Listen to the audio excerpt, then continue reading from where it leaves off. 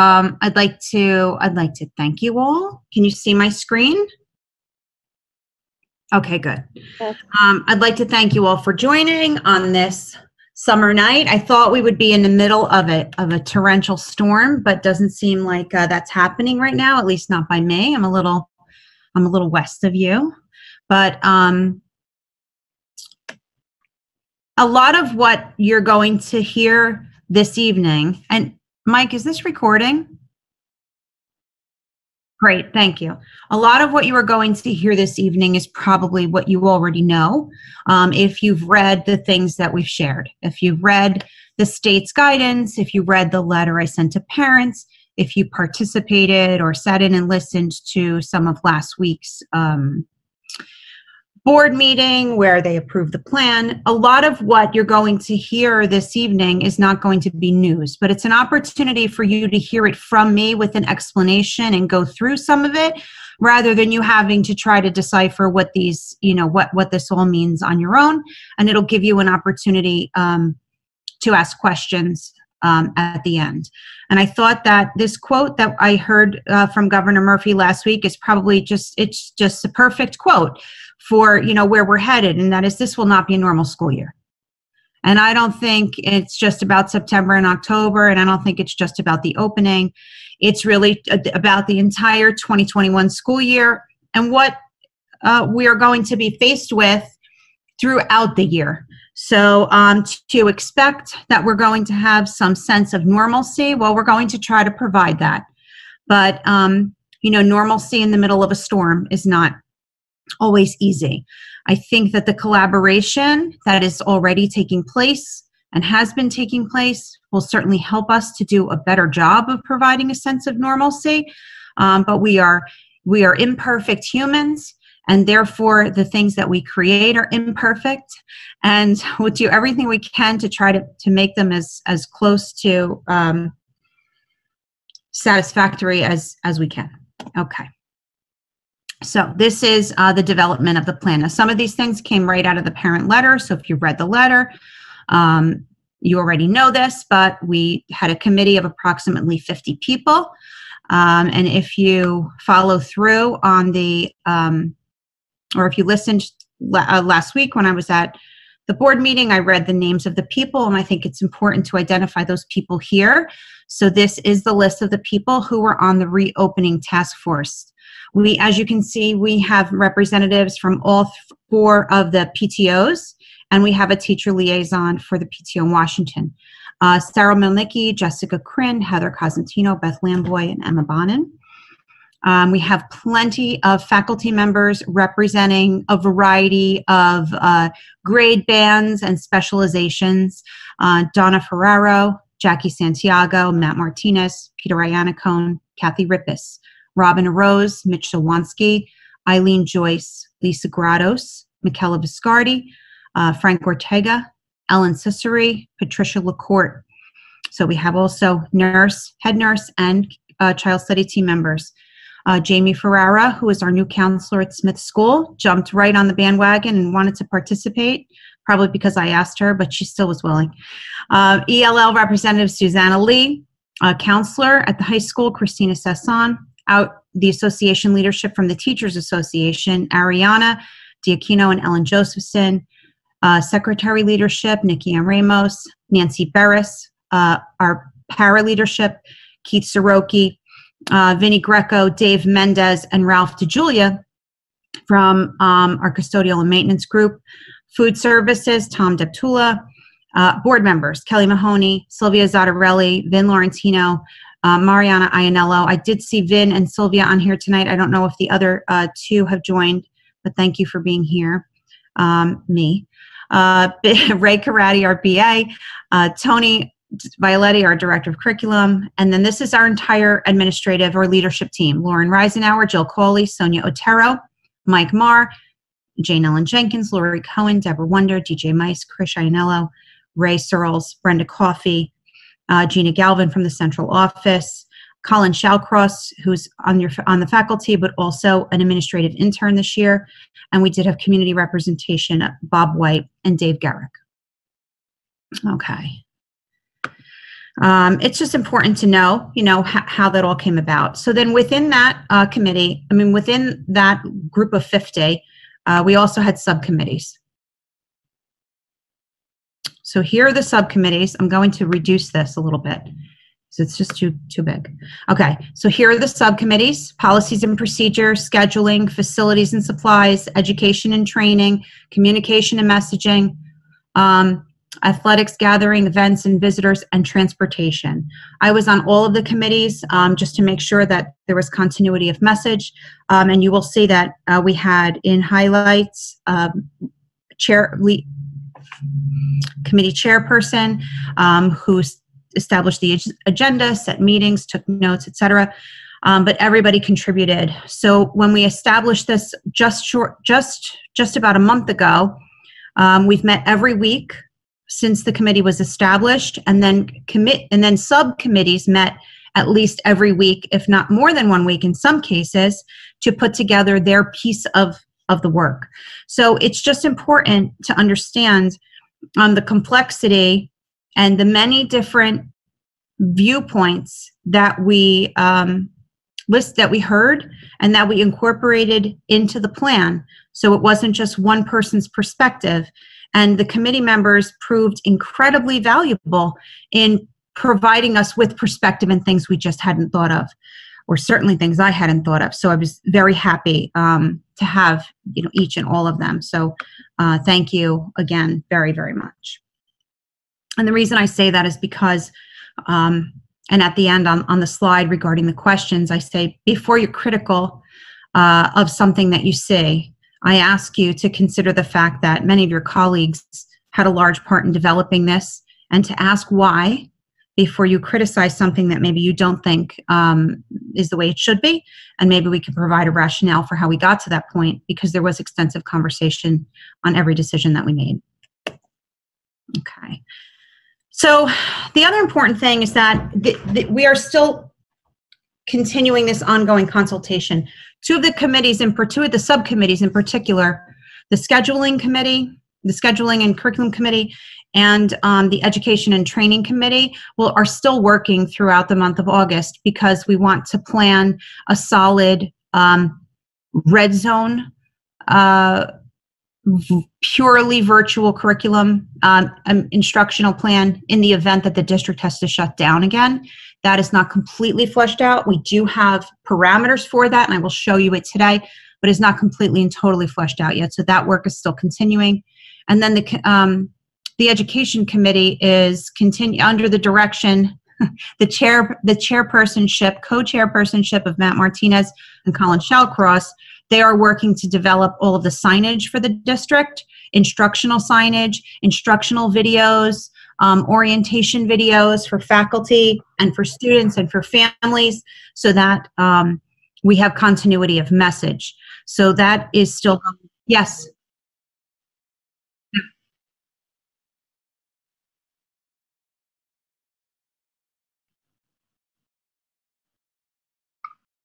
Right now I'm sharing the presentation. I did shift, but I didn't share the tab. Is that what it was? You didn't see the names, the list of the names? Okay, that's okay. So it's good that you're telling me that. Thank you. But you will have a copy of the presentation, and you can click on the links yourself and they will open for you. So thank you for that, Mike. I'm sorry. I forgot to click on the tabs. Okay.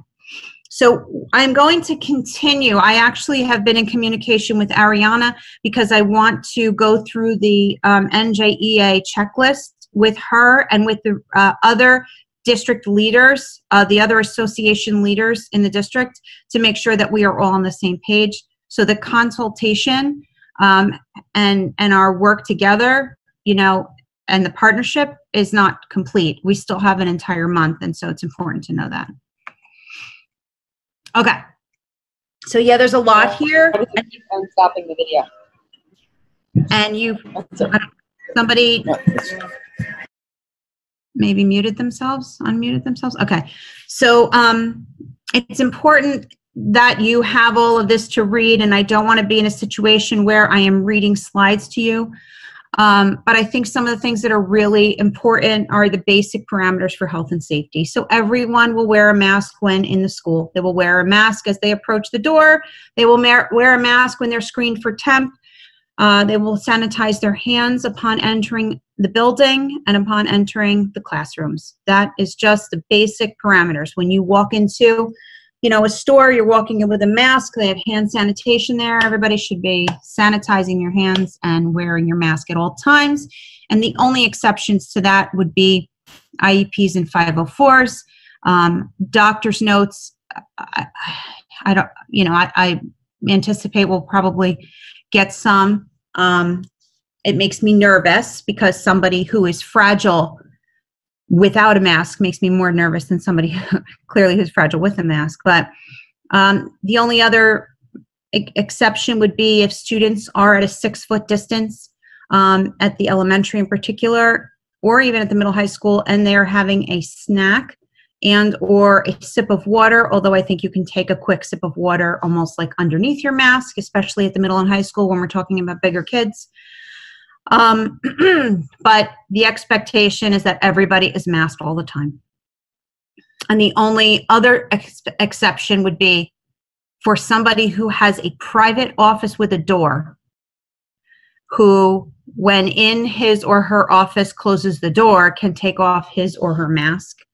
But should the door open and or anybody step in, the mask has to go back on. It's really that simple. Just today, Governor Murphy declared that all students will wear masks in schools, which I was surprised to actually hear him say, because the way I read, the guidance, that's what we were going to do. But I guess some people had assumed that there was some interpretation that if you were 6 feet apart, that you didn't have to mask. And so that's now, there's no question there. And he reduced the indoor gatherings. So that's very interesting, I think. The no contact temperature checks will be for everyone upon entering every building every time, not just in the morning. Anybody who goes in and out of a building at any given time will be scanned every time, and clean their hands, sanitize their hands every time. There will be sanitation stations in all the classrooms, all the offices, and at all entrances. And we're going to establish either a Google Doc for our staff for daily confirmation of no symptoms, and or an app. So we're looking into the possibility of an app, but if we can't find an app and something isn't affordable, then we will just do it via Google Doc. Some teachers may come in before there's a person there to scan, so then you would have to have somebody scan you, and then verify in this doc that you were scanned. We will be minimizing visitors at all costs. So there should be nobody coming into the building except in a serious emergency situation. We could pick up students in the front vestibule if they're sick and they need to go home. We can have remote meetings. We're going to work on limiting or minimizing some of the travel for our itinerant faculty. We're going to put those, if you don't already have those buckets for in the vestibules for dropping off things that kids have forgotten, we will be using them.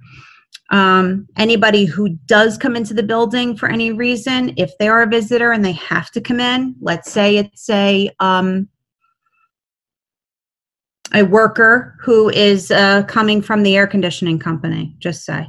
They have to be screened for COVID, just like anybody else who comes in, have to clean their hands, have to pass the temp, etc. Any temp of 100 or higher goes home. And then we will have a holding area for 6 students going home. That will be determined by building.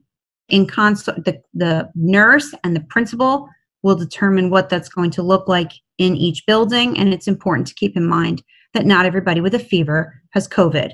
It could be an ear infection. It could be strep throat. It could be some other virus. And we have to balance, of course, safety with consideration and care for sick children.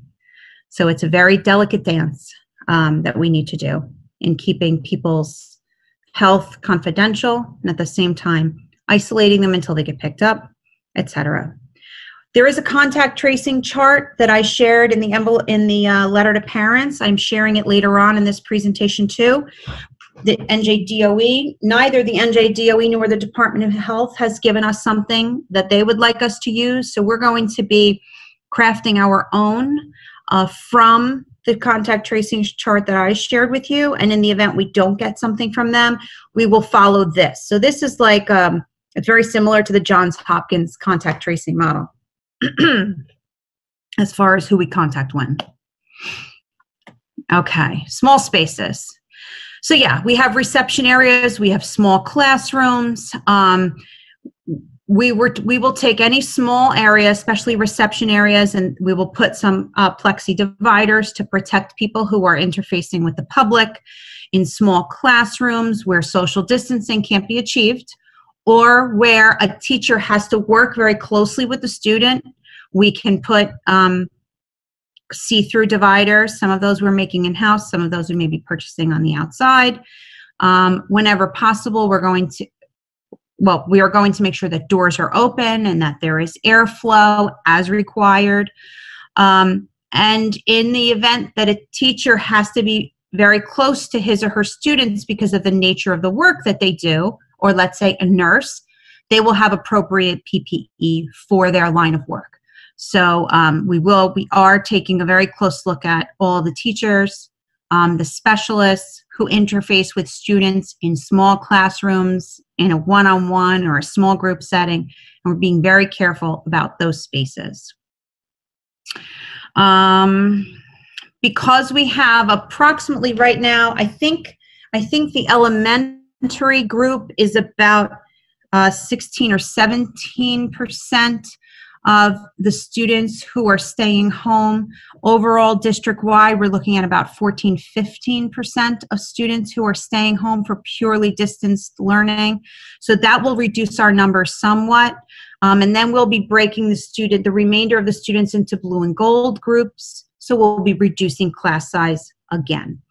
We're going to try to reduce classroom sharing. And if and when teachers share, we need to provide unique teacher desks.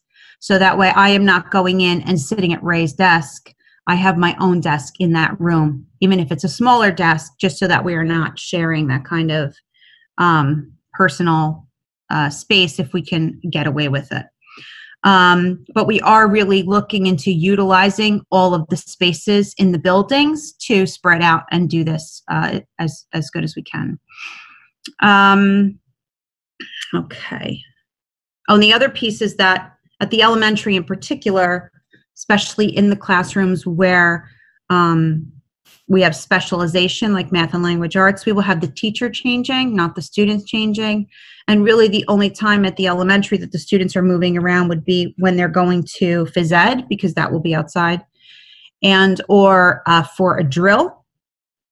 So we're trying to keep the elementary kids sort of stationary. And at the middle and high school, we have some hopefully creative options for how to minimize hallway insanity. I didn't say insanity, did I? Okay. Okay, cleaning and sanitizing. So this is not a completed list and process yet, okay? So we have a variety of cleaning products. I have a list of all of the cleaning products that we use. They are in our plan. They were in our closing plan in the spring. Should any products be added to the list? I mean, essentially, all of the cleaning products that we currently use are cleaning products that we can continue to use in the strength that's prescribed, in the way and method that is prescribed by the manufacturer.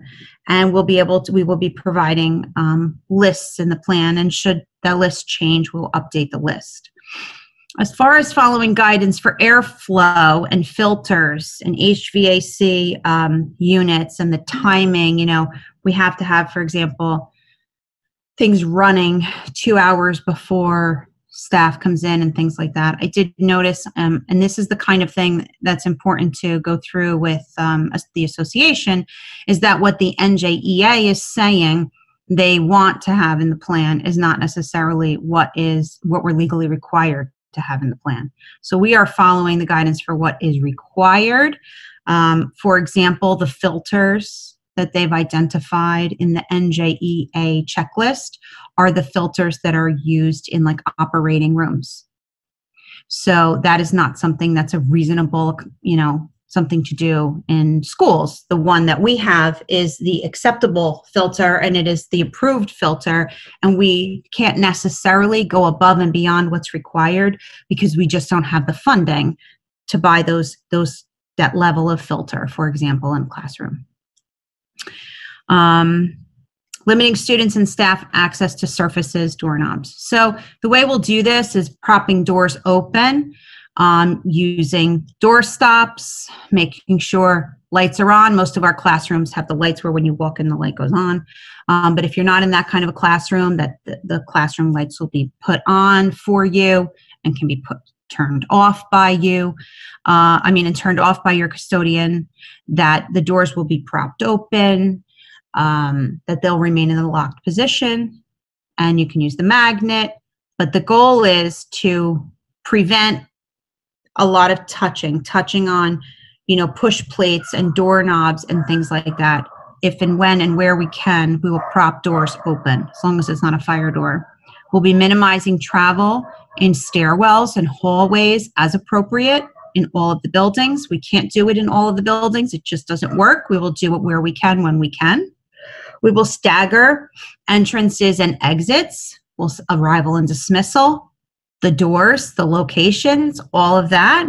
We will say, for example, this group of students comes through this door at this time. Will also be, for example, at the middle school, high school, I'll give you a for instance. One of the days, so the blue day ends on period 4. So if a student has lunch period 4, parents can sign a permission slip for the student to leave at the end of period 3 and go home and walk home for lunch.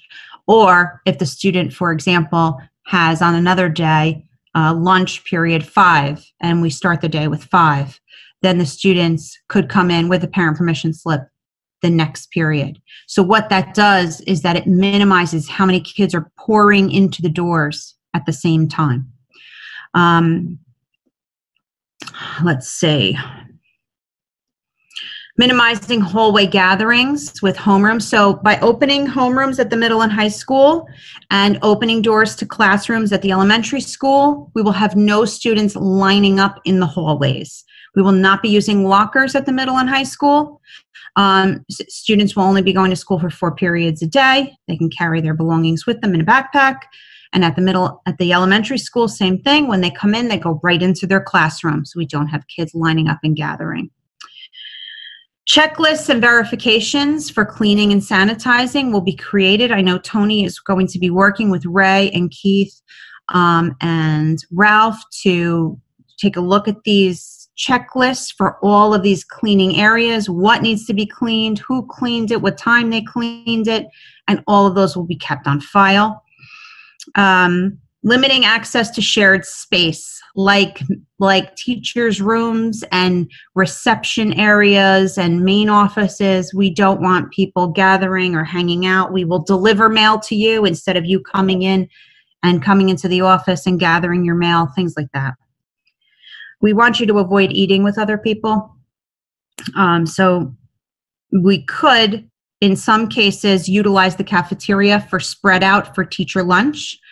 But we want you to avoid the small teachers' rooms for sitting down and eating with colleagues. It's just too small and it's just not a good practice. Sanitization near the copy machines. If you want to copy things yourself, but we are encouraging drop-off of copies, and each building can organize how much lead time they need to have copies dropped off so that you don't have a lot of people gathering around the copy machine. And spot cleaning your own space. So we have teachers and students expected to spot clean their own spaces. It's an allowable practice. Something as simple as a Lysol wipe or a technology wipe. We already have them in district. We use them all the time. If somebody wants to put on a glove will be available. Custodial staff and nurses will have, and any teacher, like I said, who has to come into close contact with his or her students will have appropriate PPE. So we will have levels of PPE. Okay. This is what will be in the sanitation station in every classroom. And in some places, we will also have no contact thermometers. Like once the building opens, for example, the board office will still have no contact thermometer in case we have anybody coming in there during the course of the day. The front offices and the front reception desks will have no contact thermometers, etc. Not every desk, but and certainly not every sanitation station in every classroom, but this is the general. Okay. It's really important to recognize the why we made the decisions that we did. Primarily, it's to minimize risk, to minimize the higher risk exposure, and so that we can sanitize, and the half day is so that we can sanitize the buildings on a daily basis. And having that single session day really addresses our ability to meet the July 21st demand, which was an equivalent remote education for anybody who wants it. So how you could do that if you have a full school day is beyond me. So this is how we can do it. Okay, safety and security drills. Yes, we will have them. When it's anything beyond a fire drill or a basic shelter in place, if it's beyond that, the faculty will know. The students will not know, but the faculty will know, because we will not be huddling in the corner for a lockdown. But if you know that it's a lockdown drill and you know that it's coming, then you can say something to your students like this. In the event of a lockdown, like we're hearing right now, there is this corner of the room that is taped off. And in the event of a real lockdown, we will all go and huddle in that corner, pull the desks in front of us, and we will all be quiet. Now let's practice being quiet. And it's important that you know when we will have a lockdown drill, because in the event of a real lockdown and you don't know about the drill, then you have to hide in the corner.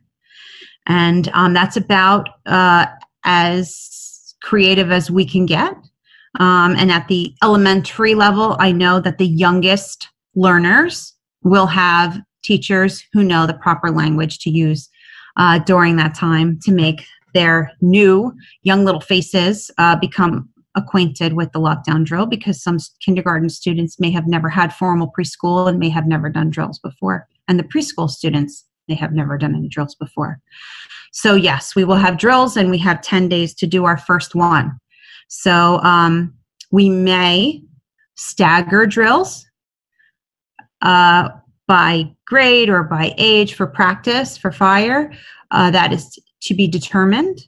I have to make sure that that is allowable before we do that. Okay. Keeping it close to home. Sorry, but we're not going anywhere, and we're really not doing much of anything. We need to, just for the year and until further notice, there will be no travel plans and no trips and nobody going on any buses. And oh my gosh, I forgot a slide on transportation, so I'll talk about it now. All of your meetings and field trips that you want to have should be virtual. I encourage you to do virtual field trips if at all possible in your classroom, but we're going nowhere. We'll talk about transportation a little bit. So we are going to, we'll have about half of the kids at a time coming to school because of the blue and gold groups. And we will be seating students from back to front. The students will have to have a mask. When the students enter the bus, they will have to put hand sanitizer on their hands, and they will be directed to the seat that they are supposed to sit in. So the bus aide will direct the students where they will sit, and the students will comply. And if the students are a problem, then they are going to lose their bus privileges because we're not playing. So that way they can be spaced out as best we can. We will have signage on the bus to let students know where they cannot sit, to keep a distance from the driver and the bus aide, etc.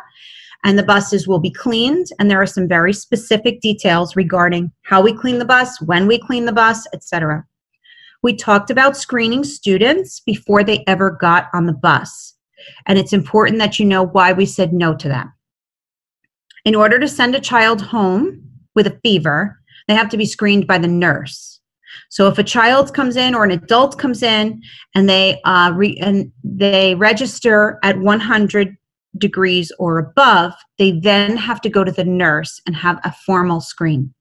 So we cannot refuse a child from getting on the bus because I don't have a nurse on the bus, and we're responsible for children portal to portal, and I don't know that child is going to make it home because I'm not necessarily picking them up in front of their home, and their parent may not necessarily be there. So all children will get on the bus. They will be screened at school. And so the other feedback I heard was, but then you're infecting everybody on the bus. And my response to that is, unless it's the first day of school, they've been in contact with all those kids on the bus anyway. So we really, it's really sort of inconsequential. We have to screen them as soon as they get to us, and that's the best that we can do right now to be safe and to protect the children.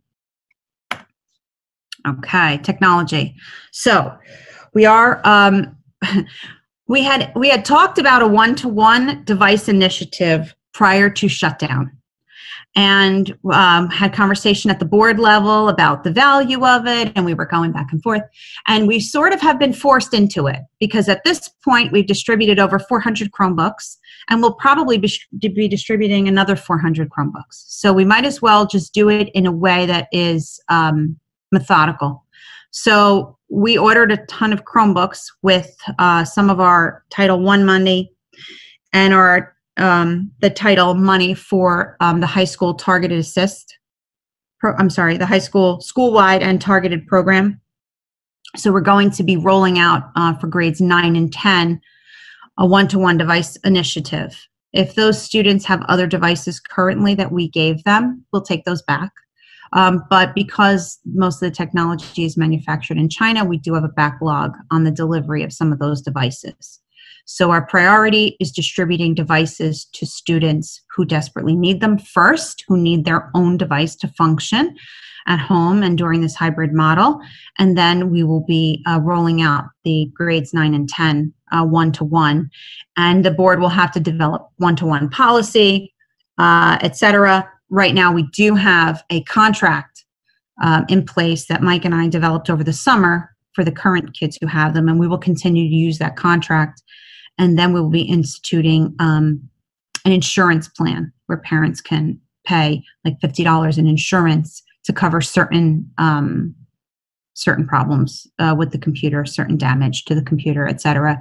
And they will have nice, strong cases with them too. So we really are upping the technology that's going to be in the hands of the kids. In the event, by the way, students are in a lab-based setting, a technology class, or some other class that uses technology, photography, etc., and they are sharing devices, which we want to stay away from. But in the event they're in a class that warrants that, then we will have the specialized technology wipes for the students to spot clean their own technology that they were using and their chair and their desk. We also realized that too much technology is not so great. So when the kids are in school, is that a bird? Oh my gosh, I'm sorry. So when the kids are in school, we're going to try to minimize the amount of technology that they're using, unless, of course, that's the value of the course. So we can't not have technology in a digital photography class. But we want to emphasize that human connection at a distance with technology. Okay, so we've talked about masks a little bit. This was in the letter. And yes, we will be cleaning continuously throughout the day, by the hour. I believe, for example, bathrooms must be cleaned by the hour. It would be nice to be able to clean after every use, but that is impractical and it's not required. And we don't have enough custodians to assign each custodian, individually to a bathroom. And I think it's pretty creepy if every single time somebody goes to the bathroom, somebody's following you in the bathroom to clean it. But every hour is an appropriate bathroom cleaning process. And those will be, like I said, we will maintain a record of who cleans what and when. When it comes to your own space, let's say you're using the teacher's room bathroom, we ask you to spot clean after yourself. It's really important at this point that we maintain incredibly clean facilities, and we are all part of that. And how we keep the space when we are in it and how we leave it for the next person is very, very important. If there are Lysol wipes in there and you wash your hands, I don't think it'd kill you unless you have some sort of skin allergy, kill you to wipe down the surface of the sink, whatever, after you use it, and then to open the doorknob with a paper towel. I mean, we really need to get into these practices because this will just be our new normal. The calendar. So the first week of school, September 1 through 4, we will not have any students in the building, so that we have the time to work with the faculty and the staff, make sure that all the classrooms are exactly how they need to be, the desks are labeled, that you've had your training, that your sanitation stations are in place, that you understand the hallways and the stairwells, and that you have had time to review the procedures for everything that we will now be doing in our new way. The students will work from home on Thursday and Friday of that week, but they will also be doing something very similar, viewing instructional, almost like public service announcements of a day in the life of a student at the elementary school, a day in the life of the student at the middle high school, and what that process will look like for them. So I know that Colin and Matt are doing a great job preparing some of these videos, and I know that they desperately need actors and actresses for some of their videos. So if anybody wants to participate, you can reach out to Colin Shallcross or Matt Martinez. I'm sure they'd love to have you. Some of the videos that we can make can even be captured from home. But so that's what our first week will look like. We felt that we needed a lot of time with the staff. And so we figured we could put the students on their independent work before they come in and get them ready, while we're also getting all of you ready. Any scheduled days off in the calendar, such as Monday holidays and the current school calendar as it is, will remain. The only time we are changing any days off, that would require board action. So all of the days that we have in place, because some people were asking about, well, what's happening Labor Day? What's happening Jewish holiday? What's happening Columbus Day? The school calendar as it is will remain in place as of right now. Okay, so I'm sure many of you have seen this. This is the hybrid model, and this it explains to you that Mondays for everyone will be an online synchronous learning day. It's a single session day for instruction, but a full day of learning for the kids. So this allows a teacher to meet with his or her blue cohort students, gold cohort students, and the remote students all at the same time. So my period 1 class, for example, or my homeroom class at the elementary, I will have all of my students at the same time on Monday. And I will be able to launch the instructional week with all of my cherubs at once for that period. And I can give them direction for where we're headed for the week. And that was one of the reasons why we chose the model, was because we felt that that synchronous learning day had to have instructional value, not just cleaning value. So that's what a Monday will look like for everyone. And then Tuesday, Wednesday, Thursday, Friday will be blue, gold. And the students will work a single session day in person. And then when they go home, they will have afternoon activities or specials or homework, etc. And I'm going to show you a color-coded schedule so we can go over that. This just lets you know that we will be offering lunch, grab and go for free and reduced students, as well as grab and go for anybody who wants to purchase lunch. Elementary lunches will be delivered to the classroom door, maybe in a crate, and middle school, high school lunches will be staggered, probably with bus students grabbing their lunches first so that they can get on the bus. And students who are on free and reduced lunch could potentially take home multiple lunches and or breakfast because they won't be there at school the next day. So it's it's something we have to plan with the lunch service. But Tom was on our committee and is well aware of the challenges and knows where we're headed with this. Attendance will be monitored at the elementary level. We will be tracking attendance by day. And at the middle and high school, we will be tracking attendance by period. This will not be the way it was in the spring, where attendance was a little bit loosey-goosey. But if you could recall, we were going 2 weeks at a time through May.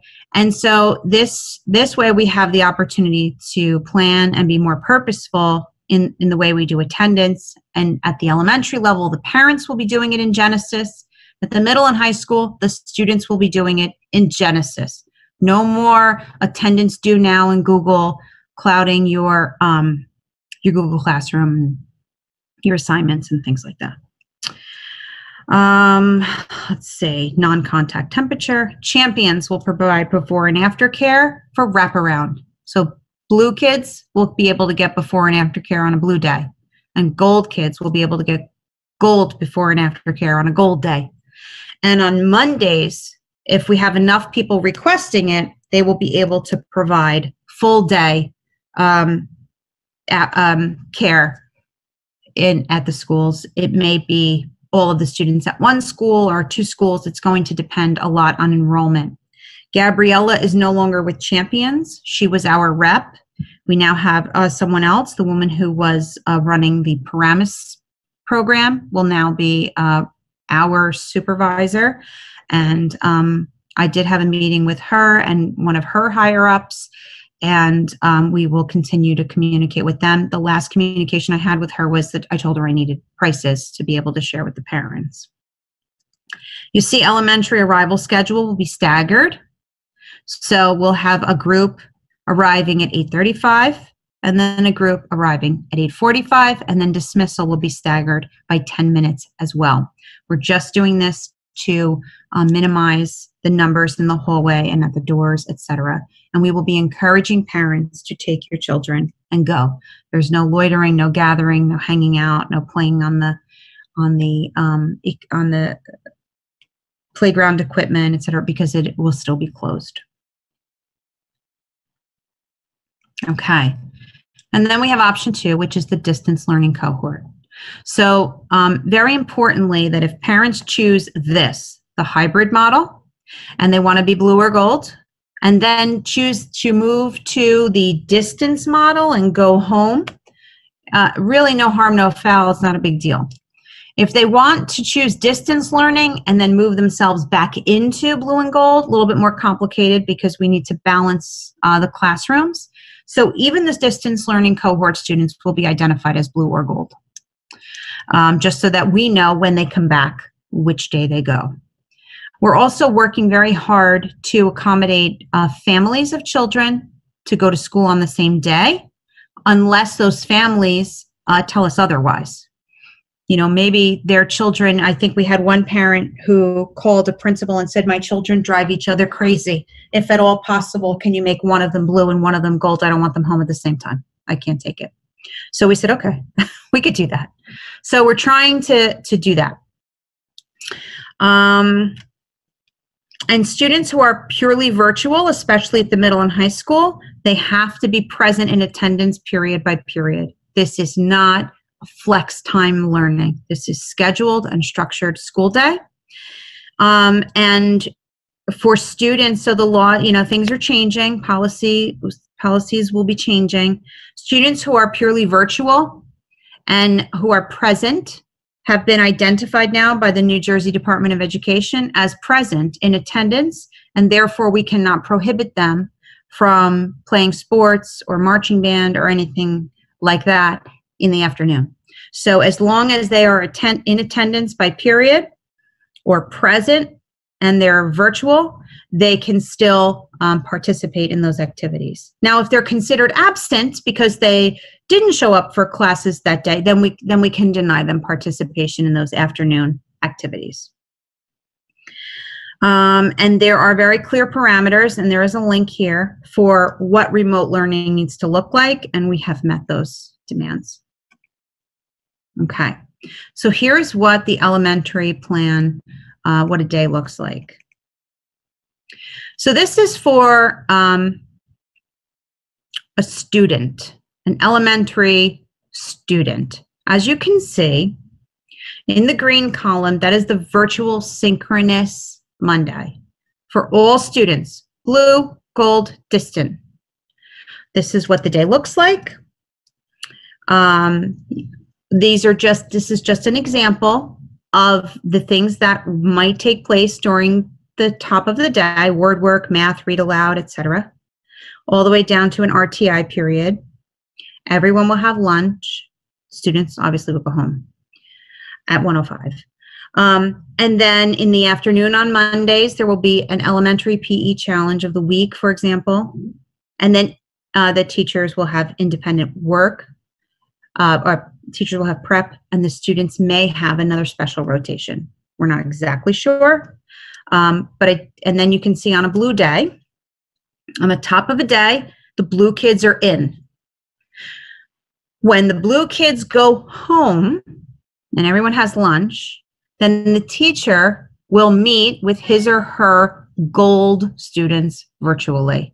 So if you have your blue kids in the top of the day, you give FaceTime, don't FaceTime, you give FaceTime to the students in the bottom half of the day who were not in school that day.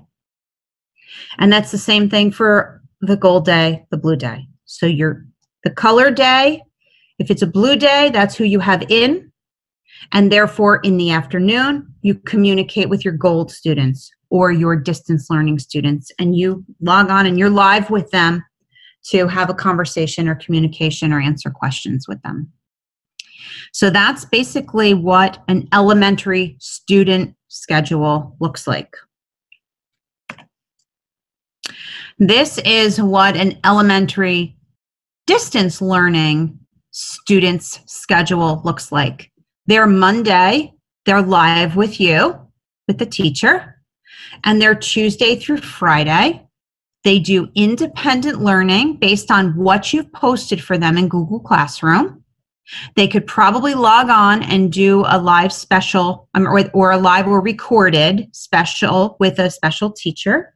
And in the afternoon, the distance learning cohort can see his or her homeroom teacher every single day, or have a special during that time.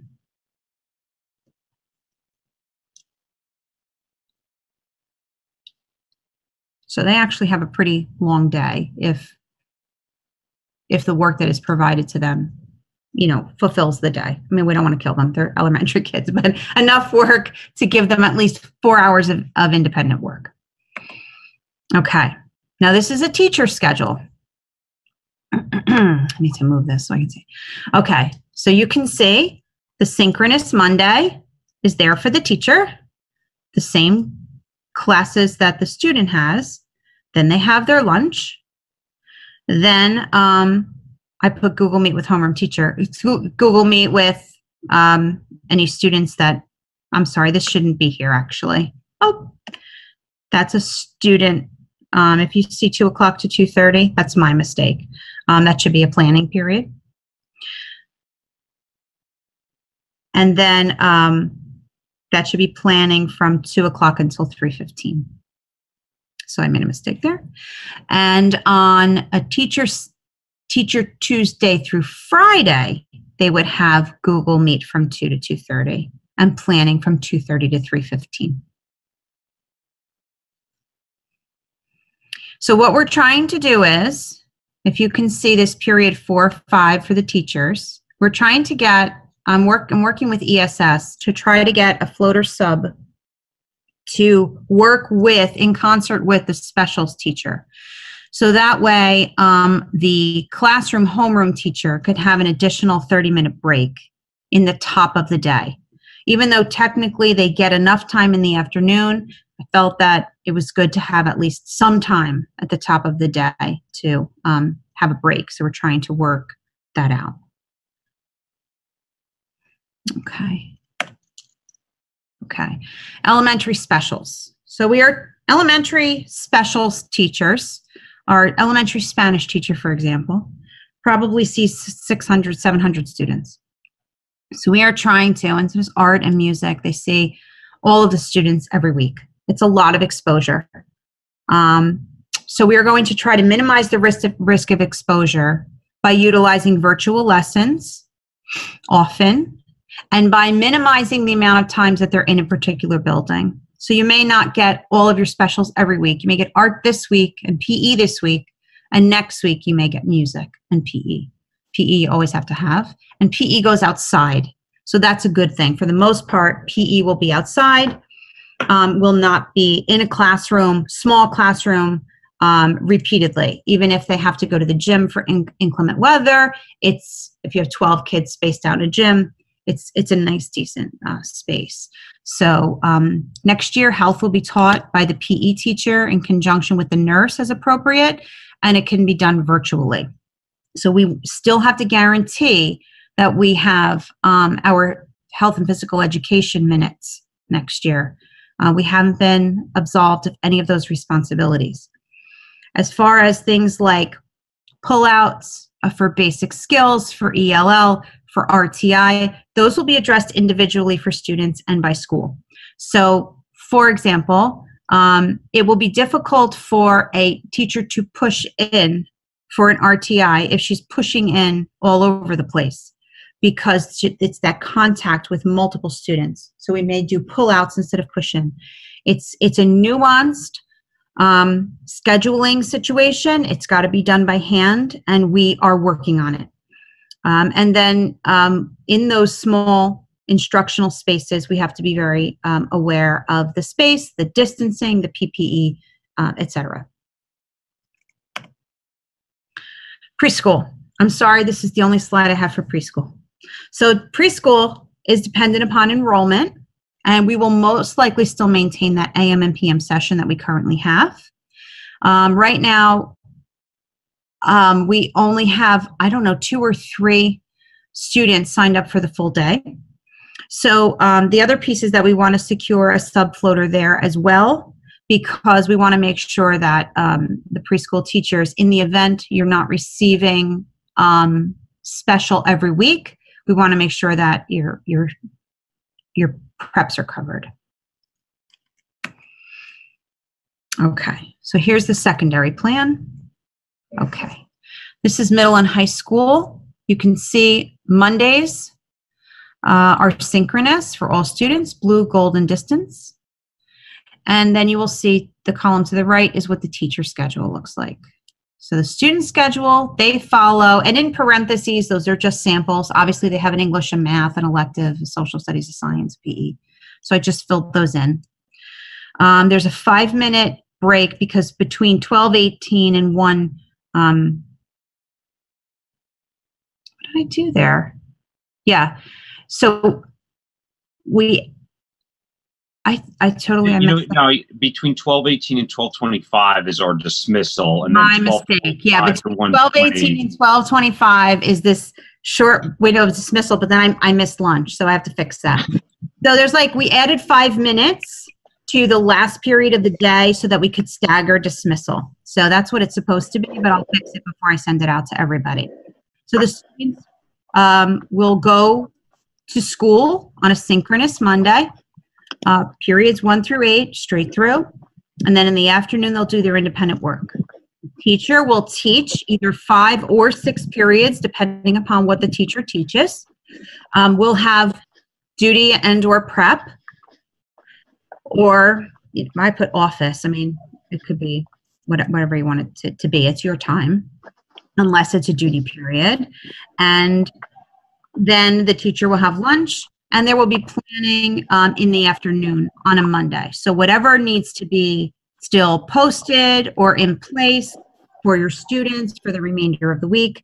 You do have the afternoon on Monday, just to make sure that everything is ready to go for the remainder of the week. Although all lesson plans will be due Monday morning, and we hope that all of your plans for the week are ready to go Monday morning, because one of the concerns that we heard from parents was that when things were posted were a little bit questionable, and their children, let's say, thought that they were done for the day, and then something got posted later.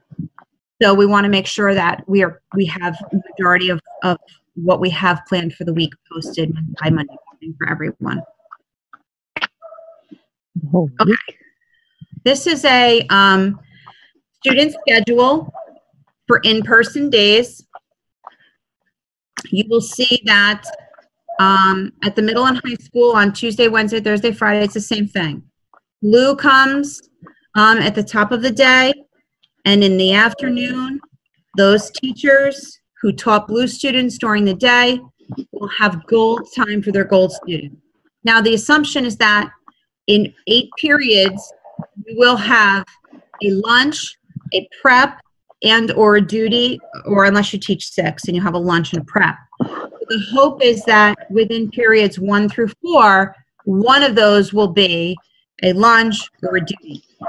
We have identified a handful of teachers who, for example, do not have a duty during that, a duty or a lunch or a prep during that time currently scheduled, which means they would not have a break.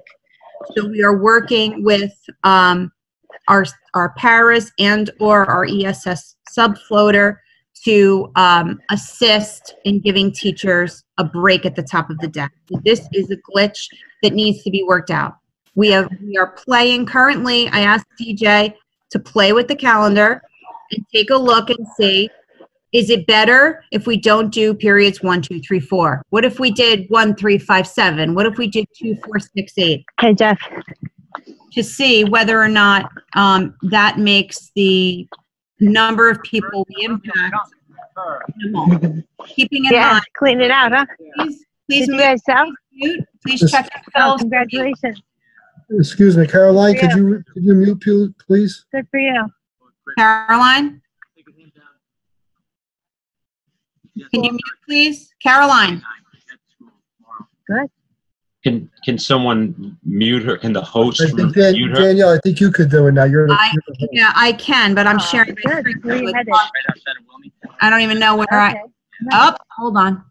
Good for you. Participant. It's gonna be tough. Yeah, you've been here a long time, right? Very grounded. Got it. I got it. Okay, I found it. I'm sorry. Okay. So, so we're working on that. What that would mean is that that person would teach, at this point, we're looking at, they would teach 4 periods one day and only 2 periods in another day. So we're trying to prevent that from happening. We're looking very closely at the schedule to see if we can switch some classes, or maybe with a different configuration, not 1, 2, 3, 4, not 8, 7, 6, 5. And it shouldn't be 8, 7, 6, 5. It should be 5, 8, 7, 6. And we're doing that because of the lunches, and that will be corrected. So period 5 would start Thursday and Friday. It would go 5, 8, 7, 6. And the reason we're doing that is because 5 is a lunch period, so some kids could come in late, and 6 is a lunch period, so some students could leave early. That helps us tremendously with the staggered arrival and dismissal. Okay, so and then the teacher release time is on the right, so that we know how many minutes we're talking about as far as release time. In the afternoon, the question has come up whether or not this is required. These are not office hours. This is instructional time with the students you didn't see today. So yes, it's required for the teacher to be there, and it's required for the student to be there. The student who is working from home is working from home until 3 p.m. And the student who is virtual and purely remote is working a full school day. So we want to make sure that we start as we wish to continue, and make sure that they understand that this school year is a real school year. This is not some sort of flex time. This is not, oh, I'm going to be virtual and I'm going to hang out. It's work, and we're going to hold them accountable period by period. Okay. Let's see. All right, curricular decisions. So, some of the questions are, how am I supposed to get through a year's worth of material with this fiasco? And you probably won't. I mean, there's an expectation, in my opinion, that you won't. But neither will anybody else in New Jersey. And I think we're in a decent place, considering that some of the other plans I've seen have students going to school, once every third day, when our students are actually working 5 full days a week. So just because they're not in person doesn't mean that they're not working. And maybe it requires us to focus very heavily on standards and really eliminate any of the extra. So we're here for you to support you. Mrs. Violetti is here for you to support you. Of course, any students with IEPs, we are focusing on goals and objectives in the IEP first. And it's important to remember that everybody is in this same situation. So when we say, kids are falling behind and I can't fulfill the curriculum or the standards, I'm going to say to you, kids are falling behind everywhere. In Ridgewood and Hackensack and Fair Lawn and Paramus, same. Okay, so we just have to maintain our pace and focus on the standards and focus on what's essential, and hold our students accountable for the work that we give them. So we realize this is not easy, and we are here to support you. And nobody will turn around and say, you're getting a bad evaluation because you didn't get to the 10th unit, because we have to be realistic about what the expectations are, and we will be revisiting it throughout the year. And it may impact things like report cards and standards-based report cards and comments on those report cards, and so we will address that as well. Okay, red zone. So green zone is where we'll be, combination of blue and yellow, when people are healthy, right? And the red zone is where we will need to go in the event people get sick. So your basic red zone starts with somebody with a fever or other illness requiring dismissal, okay? They'll be isolated. Adults will be asked to leave unless they can't drive themselves home. And we will track their wellness, both students and adults. Students will be isolated, picked up by their parents. And if we cannot get in touch with the parent for 30 minutes, and there's a typo there, I'm sorry, we will call an emergency backup. We're not allowing students to hang out in the nurse's office for 3 hours with a fever. We will continue to contact emergency backup. And nobody who leaves the district with a fever will be able to return without a doctor's clearance to return to school free from any sort of contagious illness. That's a little bit different because it used to be, 24 hours fever free. That's not the case now. What it is if you leave here with a fever, you must go to a doctor and you cannot come back until you do. And we have the option to put you on fully remote, so we are not denying you an education. So that's how we are able to do that. And we will be very strict, and there will be no funny business. Our nurses are going to be empowered, and we are going to make sure that they have, I'll be working with Ellen on some letters for parents and a checklist that's saying your child is being sent home because of this, and you cannot return until that. And we're going to be very specific about that. Now, if one class or group is sent home to a COVID outbreak in the class or in the group, we would send everybody home for a 14-day period of quarantine, and the students would be put on the distance learning cohort. And if the employee is well and not sick, then that employee would be teaching via a distance learning cohort. And beyond that, and that employee would be paid for that required quarantine because I'm sending you home because we have a shutdown in this classroom. Same thing like if the district closes, and same way you were all paid when we got shut down. So if it's a COVID situation and we're shut down, everybody will be appropriately compensated. And as long as you are not sick, and you can teach, then great. Now, if it's beyond that, I need to consult, with the attorney for very clear guidance on how to proceed with policy in this matter. So we have some recommendations from Strauss Esme, because we want to make sure that everybody is appropriately compensated in the event that you get ill, and that we are, supporting you the best that we can. That, like I said, here is the link to the flow chart that you can check on, and it's the contact tracing flow chart. And we're supposed to be getting one from the Department of Health, Bergen County Department of Health. And if we don't, then we're going to create our own and just get it approved through the attorney. I anticipate this is going to happen at some point.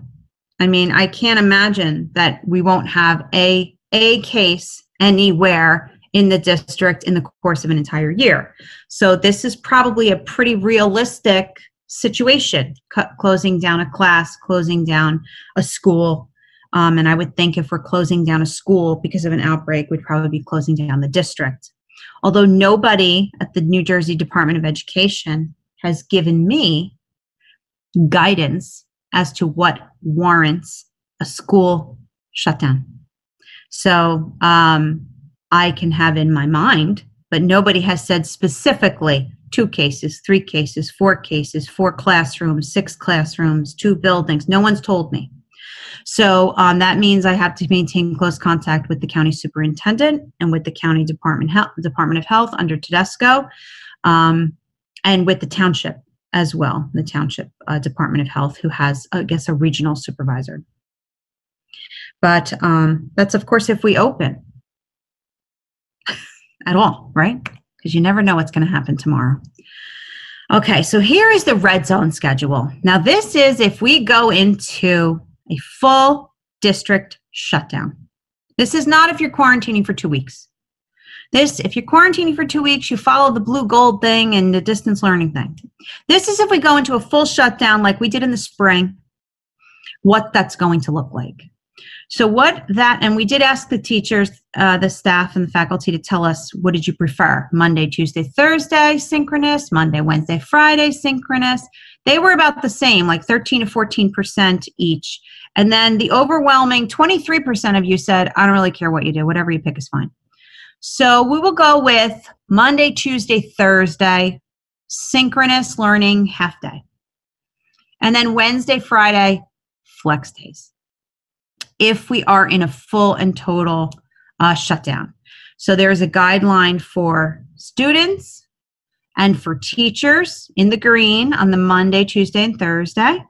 And then there's a guideline for students for Wednesday, Friday, and teachers for Wednesday, Friday. The other thing we thought about was that some other districts are closed on a Wednesday. They claim they're going to be cleaning. I don't know what they're going to clean. I would like to think they would clean every day, but that's not my district. So we thought that a Wednesday and a Friday would be better days to have flex days, maybe for the grown-ups in the group.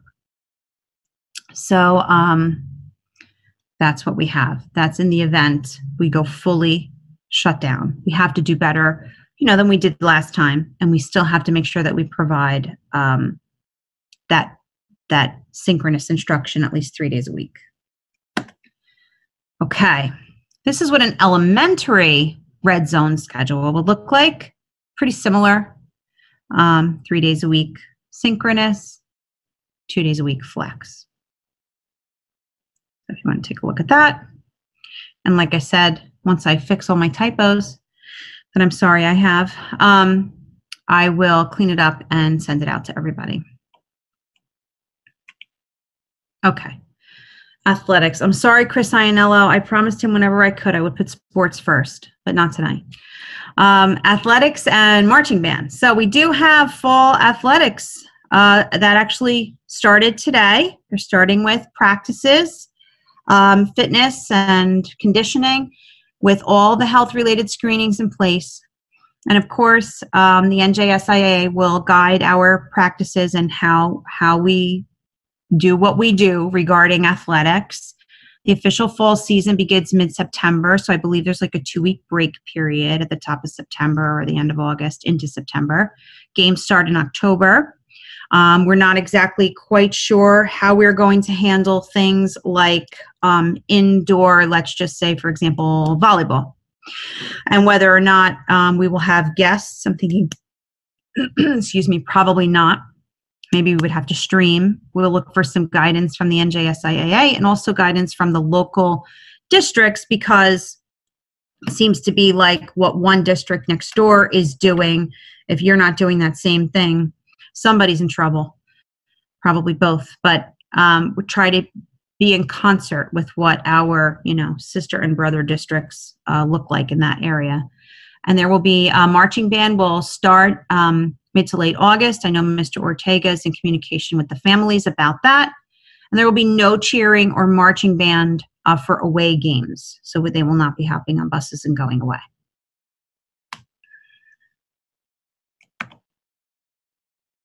Okay. Now, for those of you who are requesting accommodations and modifications for yourselves, I ask you to please be very thorough so that we don't have to send you back for more information, okay?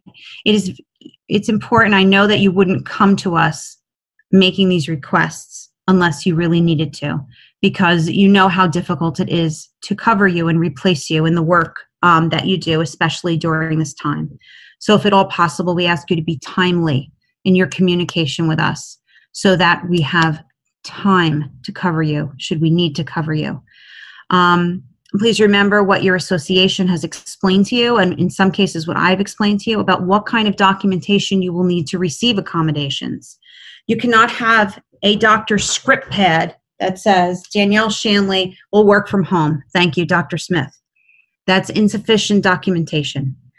Your doctor, you need documentation that says that your doctor understands what your job responsibilities are, that either you work in a classroom or you work in an office, or that you come into contact with students in a small group setting or in a large group setting, and that your health ailments are XYZ and therefore necessitate accommodations.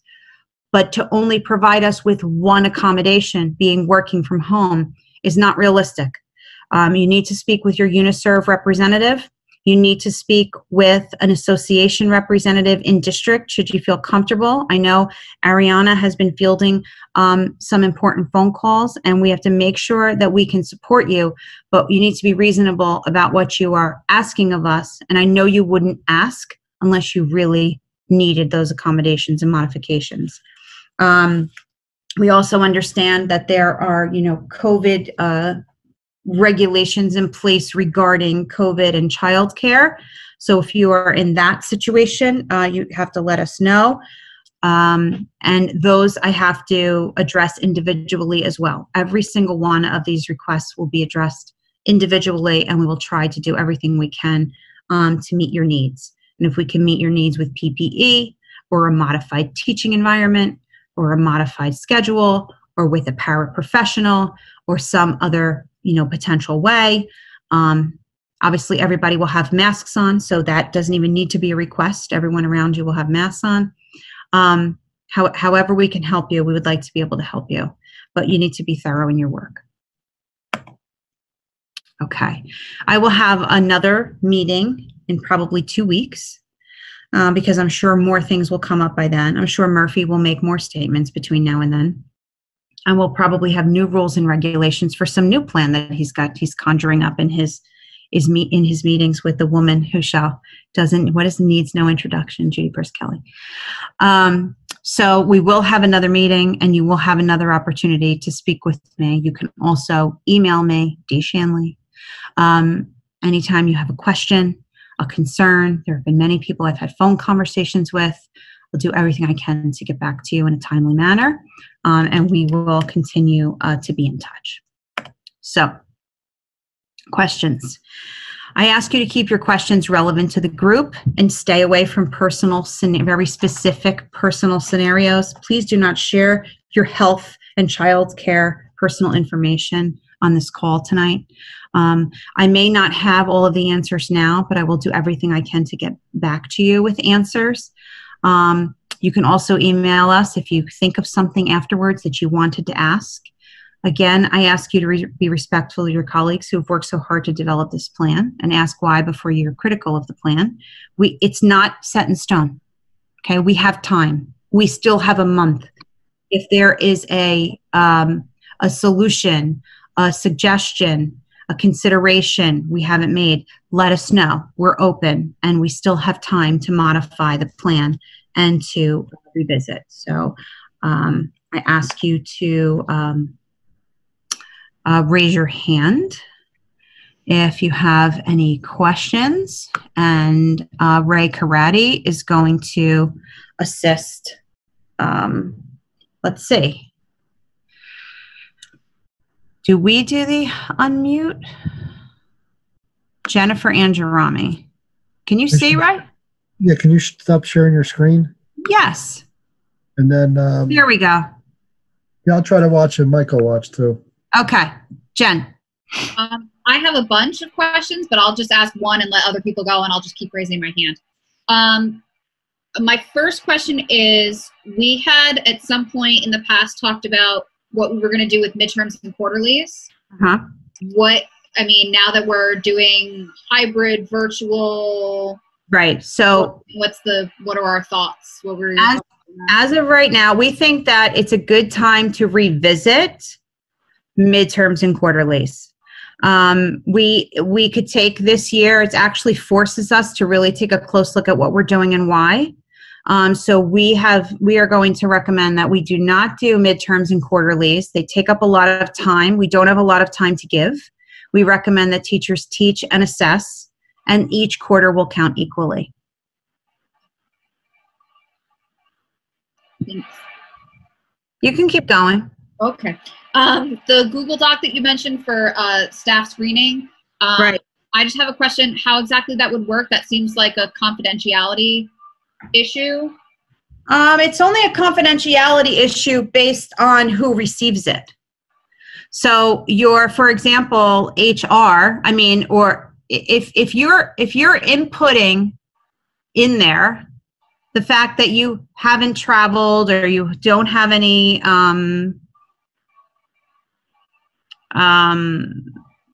symptoms of illness, etc., you're basically just telling us that you're well enough to come to work today.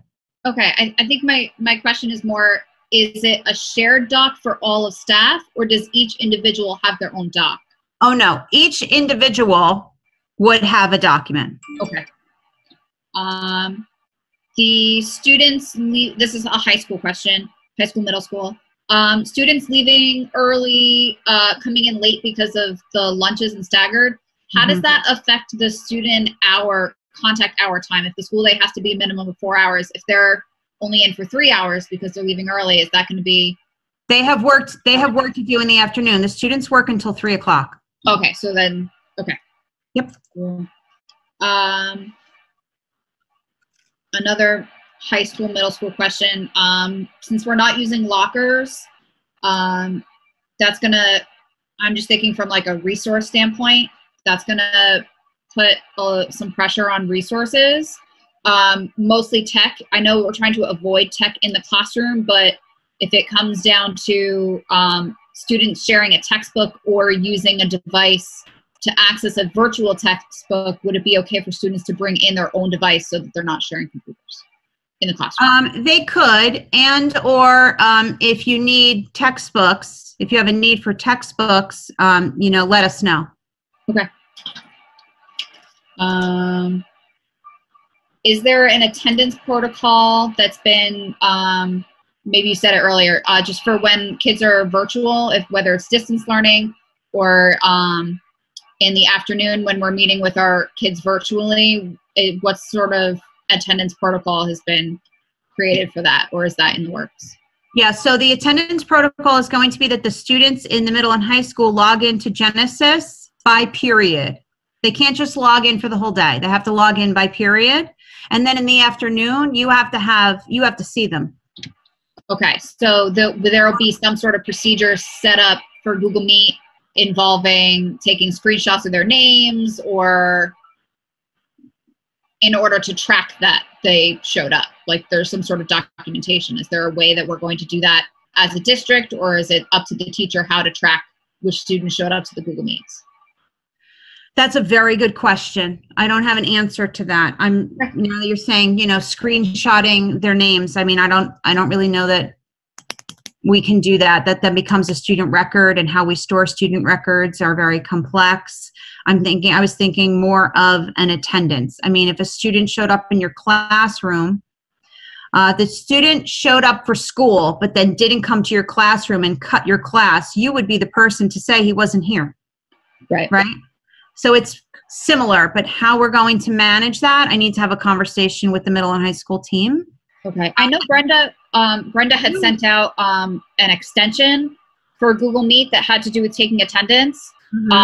And I looked at it and it looked really good. I was just going to say, if you have a suggestion, maybe we could take a look at that, or you can share that. Well, if Brenda already shared it, then Brenda shared it at the high school. I wasn't sure if that was like where we were going, or that was this is a really cool resource. I like the idea. Yeah, I like the idea. If it works, we could do that. I think that was my last one. Thank you. Good questions. Okay. Before Yep. before we go to the next one, I would assume everybody has been on a Zoom call, but maybe you haven't raised your hand. So on the participant list, if you click on the bottom of your screen and hit the participant list, at the bottom of that list, there's a little box to check that says raise hand. At the end, I know there's a few people on the cell phone. I guess we'll wait till the end and ask if anybody else had any more questions, and then we can address those, because those people probably can't raise their hand. Okay. So with that said, we'll go to Danji and Freddie. Hi, Dan. Hey guys. Hi. Can you hear me? Yep. Cool. Okay, so I got a couple too, because I wrote them down as you were going along. I'm guessing that's probably what Jen did. First ones have to do with Synchronous Mondays. Are we in the building for those, or are we working from home for those? Because it wasn't entirely clear from the presentation. So thank you. I can correct that. The intention is for you to be in the building, because my thought is that, previously when we were working from home, we hopefully had our resources at home. Now we're working in school, and to have everything that you need on a Monday at home may not be so convenient. So my thought is that you would be working from your classroom.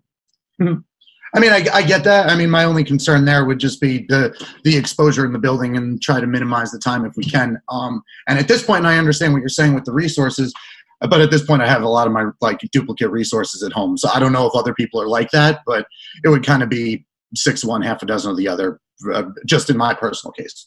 And then the Synchronous Mondays too, when you mentioned, and just to kind of piggyback off of Jen's attendance question, are they required to show up in the meeting, or are they required to be present from start to finish, or is there some sort of understanding in between? Obviously, if they lose connection, something like that, but is it still like bell rings, they have to be there, or is okay? I just wanted to make sure that was.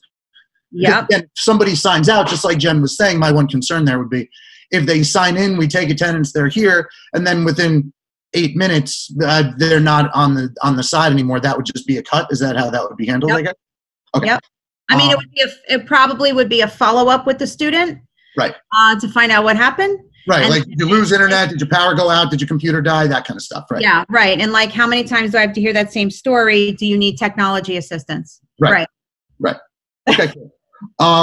Let's see my list. And then I guess the same kind of question, I guess that's kind of answered though, because I was going to say for the second half of the day, instead of just the virtual Mondays, is that the same thought process? We're going to be in the building for the second half when we're doing that because we have our stuff. Is that the? Yeah. Okay. Yeah. All right. And then, okay. So Jen mentioned testing, but instead of not just quarterlies and midterms and things like that, regular tests like chapter tests and assessment, things like that. If we go to the red zone, or whatever you want to call it, if we go to the virtual learning, that second plan that has, the Monday, Tuesday, that kind of action, what are we going to be doing with testing? Because I found that very difficult with during last semester. How do I kind of, the reevaluations, the reassessments after a chapter's done? What I did a lot of my grades prior was just kind of continual legitimate assessments of the chunks of learning that I was doing, but we never really revisited much except for kind of building off of it, because I didn't really, not for nothing, the trust factor and the technology barriers. I didn't really want to give a test and have everybody get 100, because what's the point then, Right. So I think it's important for us to do as much project-based or problem-based assessment as possible, more authentic learning assessment and application of the learning. I think by having students, when at all possible, and I realize, for example, Algebra 2 might be a little bit different than geometry. In geometry, maybe it's easier to do a great project, right, than maybe it is in, I don't know, calc. I don't know. It's outside the realm. Right? Something like that. So I think if we can at all do more application or type assessments, that's better. You really get a test of what the kids are doing. If we utilize the technology that we have in place and have kids produce things and show you what they've produced via video, presentation, whatever, that's always helpful. And then there's also, if you really have to assess whether or not they know the right answer, you could always have them record themselves taking the assessment. Okay. And then they send that to you. Mm-hmm. And I only know that because my daughter had to do that for college. Her professor made them record themselves, take the assessment. They had a certain amount of time to take the assessment, and they had to show that, or else the assessment didn't count. So I thought that was a pretty... Yeah, that's a creative idea. And then, and then they can show it to you that they did it that way. There is no perfect answer, Dan. I wish I could say to you, oh, here's how we're going to do that. All I can come up with is, possible alternatives and solutions. And I'm sure that the teachers will come up with better ones. Mm-hmm. I just wanted to make sure the expectation of the testing was we can do alternate assessments. That was kind of absolutely awesome. Danielle, do you mind if I just jump into Dan's point? What's going on, Dan? So, another thing I think you should talk, I think some of the other teachers were doing this as well. They were actually keeping the kids live and making them test live on a Google Meet, and I think that'll help a little bit with, and again, it's not perfect, but it'll definitely help. So I think talking to some of your colleagues about what they were doing, some people came up with very creative ways to make sure a test had integrity. Sounds like a plan to me. Yeah, definitely. And with the mandatory synchronous, I think that should definitely help too, because then I can watch them. But. And then the other piece, and Mrs. Violetti asked me to remind you that we have purchased Screencastify, Cami, and BrainPop as of now. And these all have features for students to record themselves. So that's what we were told. I personally not used Cami or BrainPop. I have used Screencastify.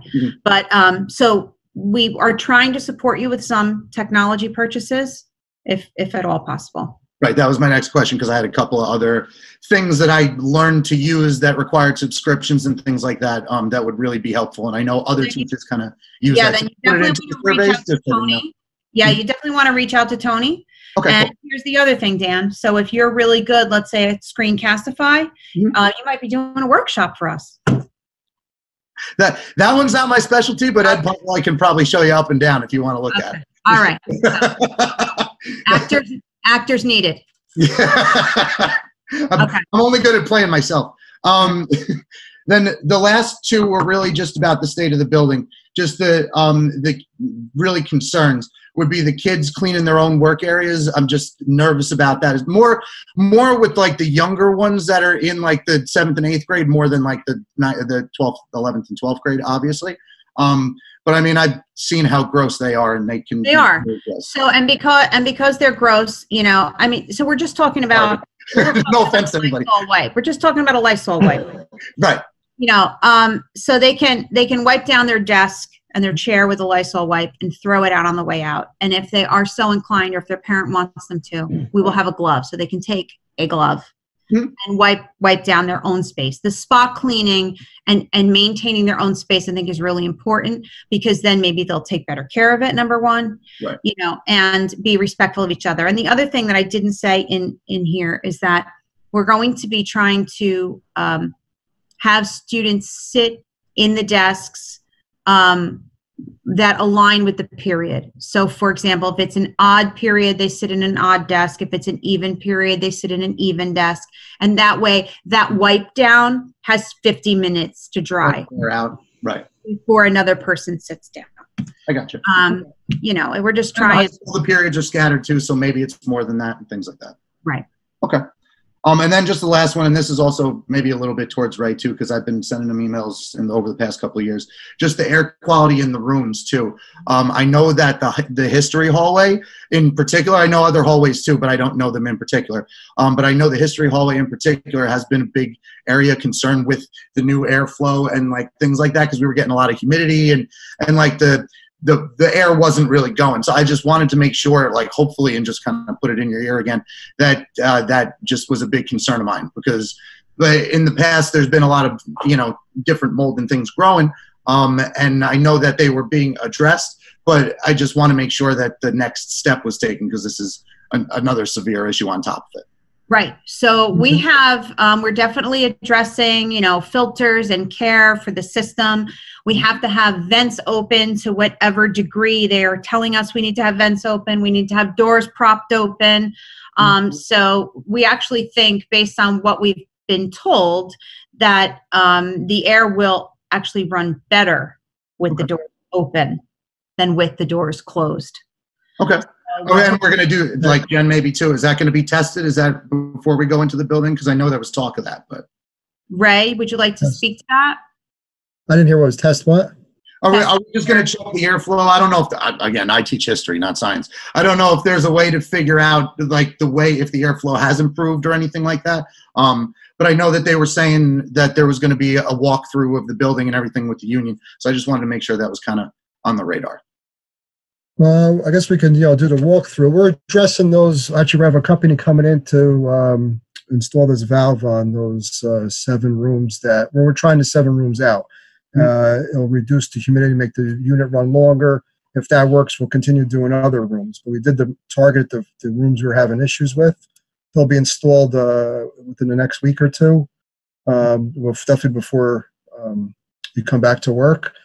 And then we'll do the walkthrough. But with the doors open, it's going to be different now. Mm-hmm. No, understood. Awesome.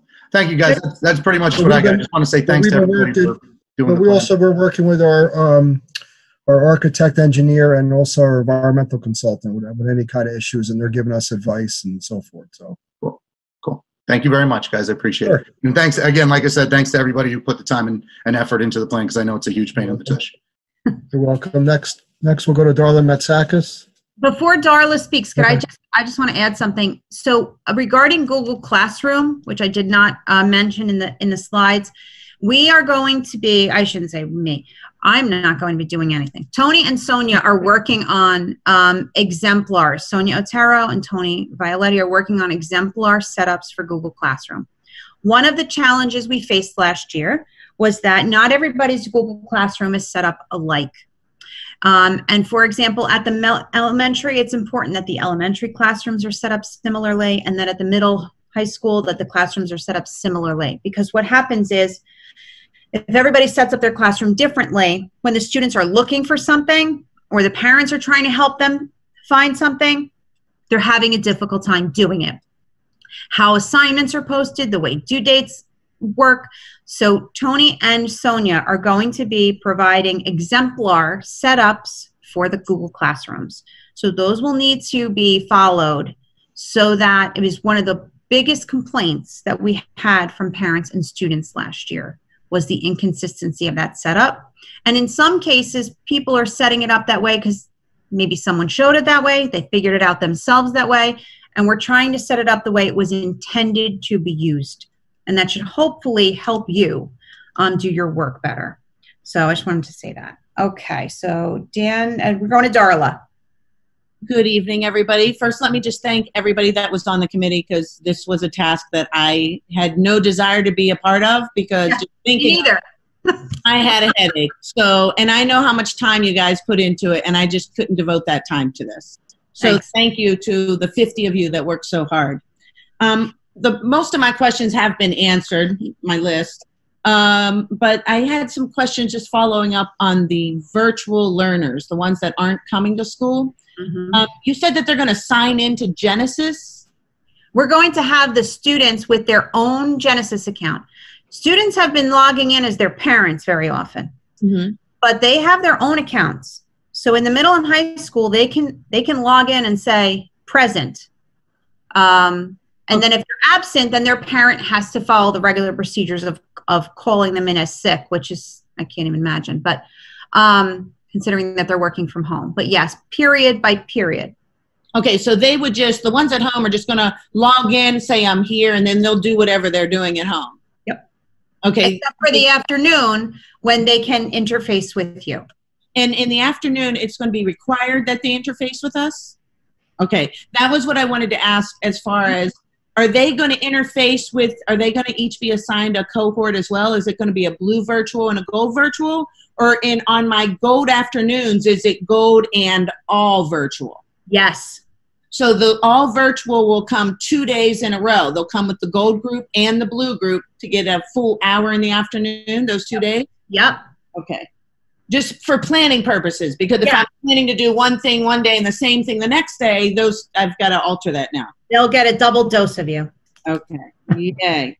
They might not like that. And then the other thing, because that just answered a lot of my questions. Oh, I just went blank. Oh, the other thing was about the attendance thing that Brenda had sent out. I did a little bit further research into this, and there's what it will actually do is when you're in a Google Meet, if you have it set up where they all show up on the screen, so there's a certain extension for the grid view.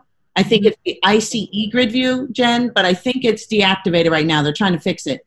But if they all show up on the screen, it will take attendance and it will tell you if they got bumped out, if they came back in, and you can do a spreadsheet and it'll print that all out, because I watched about an hour and a half of videos to figure out how to use it last week.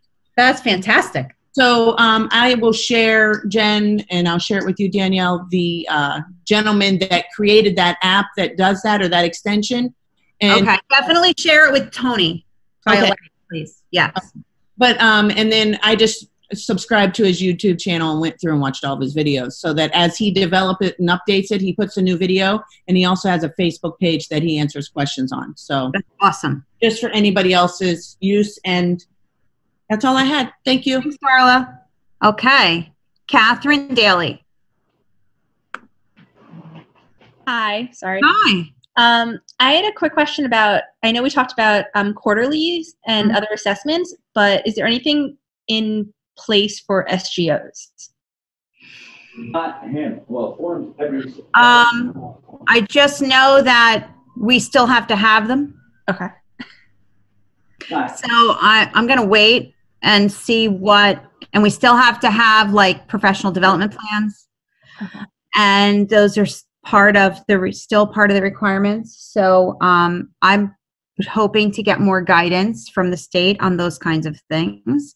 But SGOs have to be, finalized as usual by the end of October.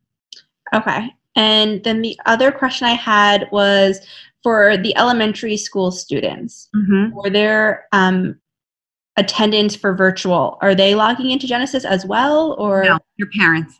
Okay, they would log into Genesis though. Your parents have to log them in and record them as present, and if they are absent, they have to give a reason. Okay. Before it will accept it. Okay, perfect. And for the afternoons, they are still required to show up. Yes. So if it's a blue day, the gold kids and the distant cohort kids have to show up in the afternoon on the blue day. For the whole time, or no, just in the afternoon? You've got a chunk of time. Okay. And the Mondays, they're not. You're the teacher, Catherine, and you say, I'm going to do this with this group first, and then I'm going to release you, and then I want these students to stay. You want to craft that time how you need to. You just have to make sure that they get that time. Got it. Okay, great. Thank you. We're relying on the teachers and their professionalism and what needs to happen in their class with their kids to make it work. I know it's very nuanced. I mean, you may have a conversation about reading, a conversation about writing, and a conversation about math. and you may want to break it up, and that's, your principals will also work with you a little bit more on that, but we will defer to what you believe are the needs of the group at that time. Okay, perfect. Thank you. Sure. Okay, Karen Yeagwell. Hi, everybody. Again, I want to echo else's sentiment, thanking everybody for all the hard work they did on this. It was clearly a daunting task. We had several kids who, after we went virtual last year, sort of never came back. Mm-hmm.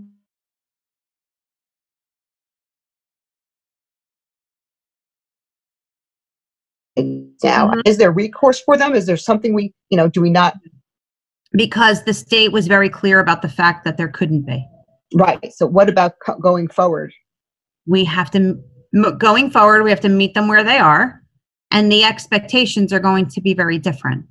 I mean, we're going forward that this is our plan, that they will at least be in school 2 days a week and you will see them. Mm-hmm. And should they, let's say they didn't show up on Monday and didn't do what needs to be done, it's like, okay, well, now you're doing it. Now you're doing this when you're home tomorrow. So we, at least if they're coming in, we're physically interacting with them and we're saying this needs to get done. If they're completely remote and they're not doing what they're supposed to be doing, we're at least on top of it a little bit more, because we're using Genesis and we're doing it the way it's supposed to be done. So we're going to have to follow through. I mean, there were calls we made to, there were calls that we had to make, and there were police, wellness checks and things that had to be done. And we did, in some cases we did them. And in some cases we had a couple who fell off the map and now they're like, they moved out of town and it's making sense, or there were language barriers, right? Or there were language barriers, things like that. I have another question.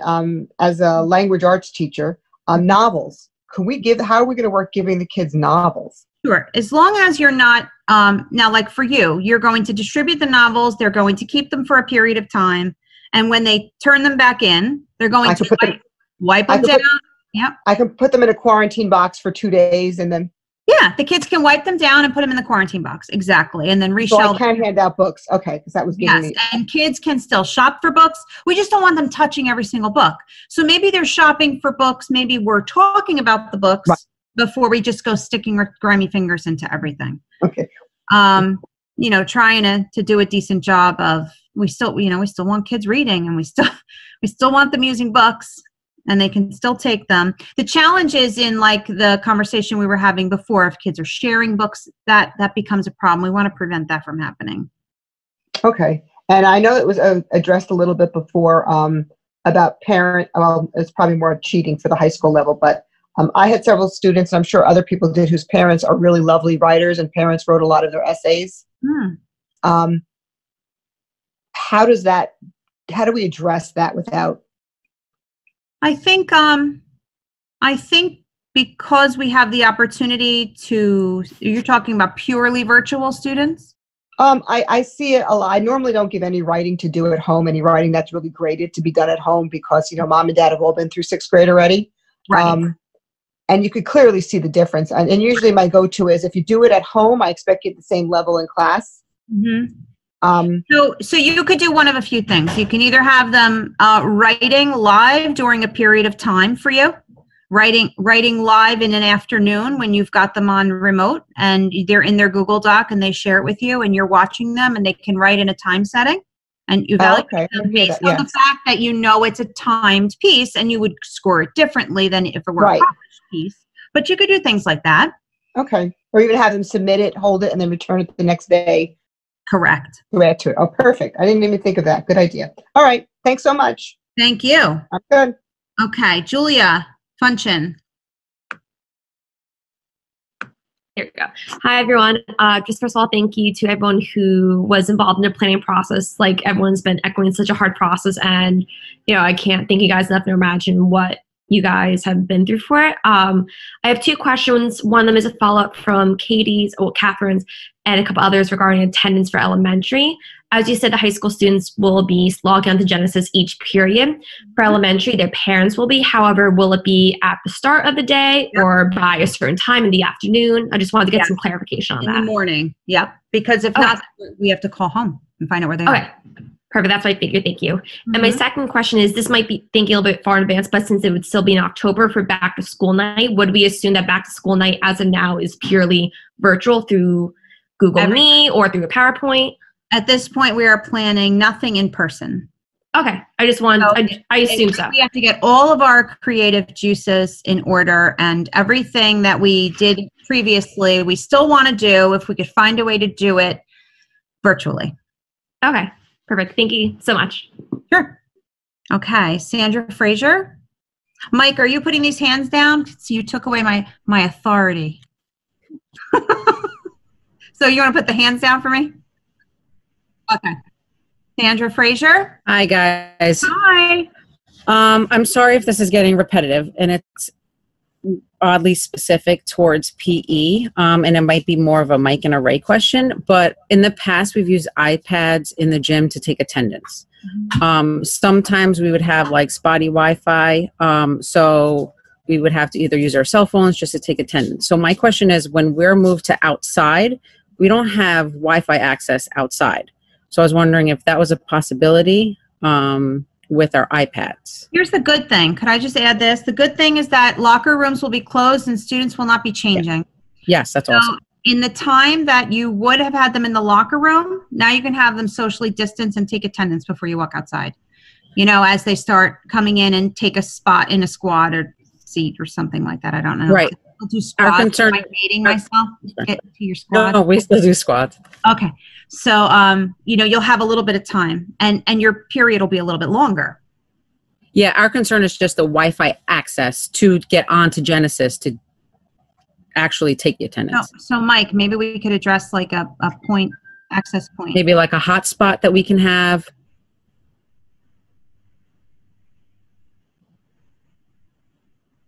Mm-hmm.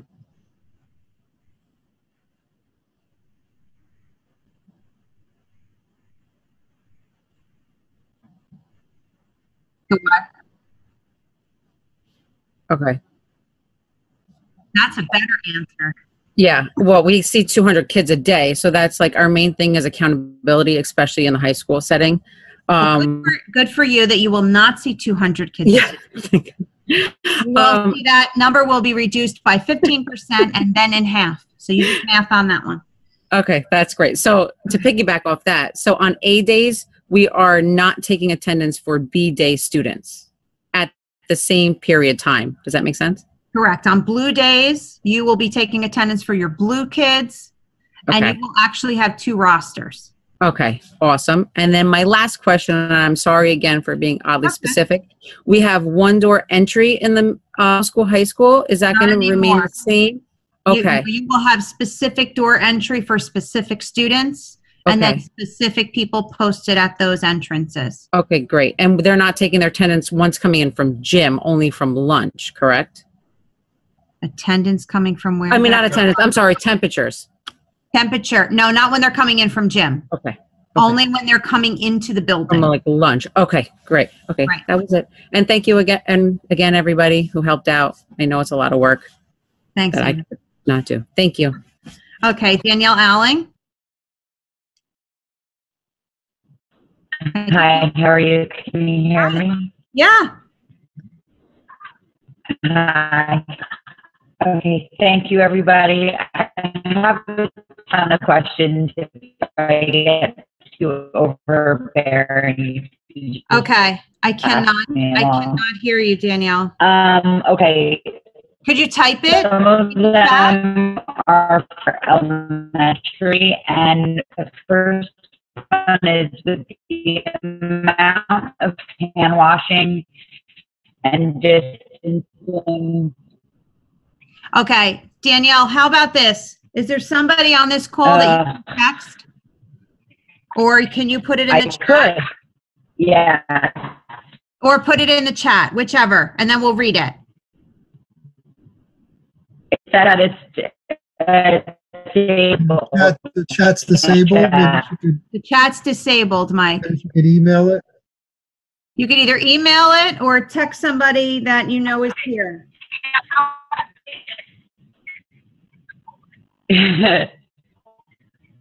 Okay. In the meantime, while you type, I'm going to call on Mary Schwartz, and then I'll go back to Danielle. Mary? Hi. Hi. Skip me and come back, okay? Okay. We'll come back to you. Okay. So, hello, everybody. I just wanted to know, you mentioned pullouts briefly. Okay, I will. What is the talk? Do you want to go, Danielle? Or no, keep going, Mary. Okay. So I think we also would like to know what is happening with band lesson pullouts that we are all doing are supposedly happening. Is that going to be trying to do it virtual? Can some of it be in person? So I would like to speak to the elementary principals about this a little bit more and with Tony. But I think what we would love to be able to do is try to still do morning band, although you would only have half of your kids, right? You would have, like, for example, maybe blue kids on a blue morning and possibly gold kids on a gold morning, possibly. That would be nice to have the kids together, spaced out, and you wouldn't have as many. So maybe we could space out and do it that way. What we aren't going to be doing on the half day is pulling kids out for lessons because we're very sensitive to the core subjects that they're only getting, you know, twice a week in some cases, once a week in another case. So, however, we do have those afternoons that I think are going to be, you know, part of the afternoon for the elementary kids will be special rotation and or lessons. It's just got to be worked out. Okay, that's fine. So your work, for example, during the top of the day, you know, will be different than your work in the second half of the day. Your work schedule is going to look different. Right. Understood. I mean, that's just the nature of the beast. But so, and we are really open to like ideas. The principals can show you the rotation we have in place for the specials. So it's in place, you have something, you're just not going into specifics tonight? We have something for the special classes. We don't have something for lessons. Well, that we do our own schedule anyway, so we would just all need guidance. Right. From our building administrator, is that what you're saying? And maybe what it would look like is a meeting with like the music teachers and the principals to talk about how we can make that happen. That's fine. But I think the morning band can still happen. That actually makes me happy. Sure. Now, has there been a decision made about singing? Well, we can sing with masks on. Okay, so that if so, we can have a meeting. Maybe we'll discuss those specifics, the administrators and the teachers. Yeah. Okay, great. Okay, thank you. Thank you. Okay, Danielle.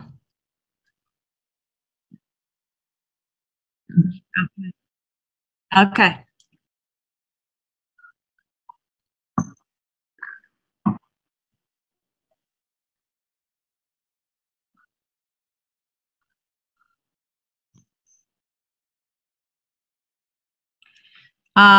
In some cases, we have, I think we have like 72 paraprofessionals in the district. So, or something crazy like that, 62. We certainly are not going to be hiring more paraprofessionals. What we are going to work to do, which is very important, and I know that you teach the littlest ones, is try to get the students to come in and squeeze and wipe as they're walking in and then get to their desk. You know, we're teaching them the protocols, and I realize that you do a lot of that. I mean, that's basically, you know, you're getting kids just acclimated to being in a classroom and doing what you do. If your class has a para, which I believe you have had paras in the past, correct? Have you had paras in the past? You don't. I know Ariana does. Okay, so you don't.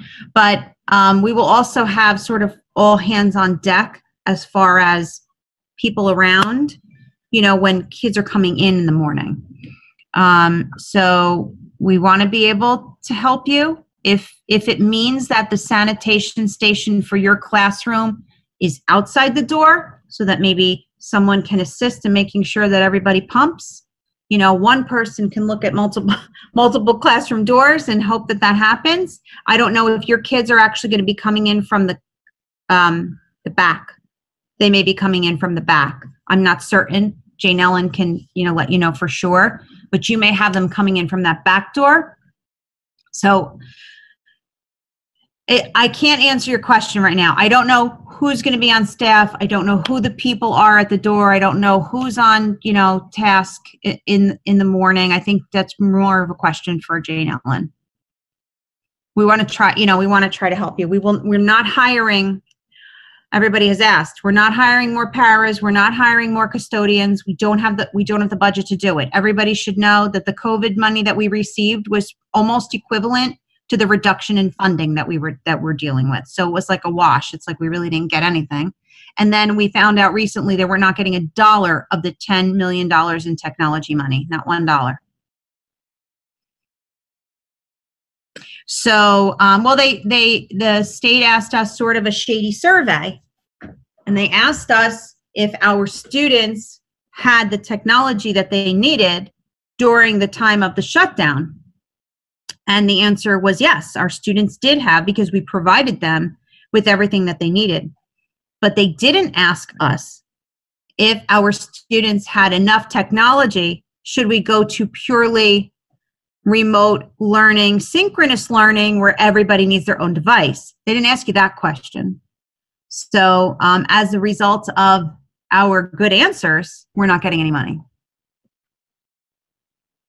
So unfortunately, we just don't have the money to hire more people. The best I think we can do is secure 2 floater subs for each elementary school, one for the Washington, and 2 for the middle school, high school, because we're hoping that our sub usage will be low during this time, like it was in the spring. And that would then afford us the opportunity to do that.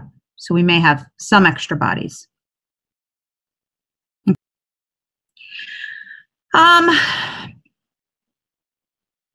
We may go to the red zone like this afternoon for tomorrow. We won't necessarily have any heads up. And in the event there's some sort of an outbreak and we have to shut down because it's within our own district, then nobody will be in the school. Not even the custodians, because we would let it air out for multiple days before we would even allow anybody to clean. So I'm not thinking of a statewide shutdown. I'm thinking of a local emergency red zone. So in that case, we probably wouldn't. And I think if the state shuts us down, I don't think we're going to get the lead time like we did last time, because they're going to know that we're ready. So I don't know how we would necessarily get it to them. I mean, we could have you could maybe prepare some emergency stuff, but not knowing where you are in the year, it's going to be a little bit hard to do that. You can certainly send your students home with things because you're teaching kindergarten, or the youngest learners, or even older students who are just need paper for some things. We still do need, I'm writing right here, we still do need paper. We can still give them assignments to take home. I just don't know if we go to a pure like emergency red zone shutdown for any period of time. I don't know that we're going to be able to get paper. If I have to shut down your class for 2 weeks, I can get you some stuff in paper. So it's not an easy answer. I'm sorry. Okay. Regina French. Oh wait, before I speak to Regina, Erin Medico, where are you? Are you still here? Erin, are you still here? Did she go? Yes, I'm here. And you have a little present you want to share with us? I do. This is Avery Page. And how old is she now? She will be 5 weeks tomorrow. And how are you doing? Good. I'm here. Congratulations. Thank you.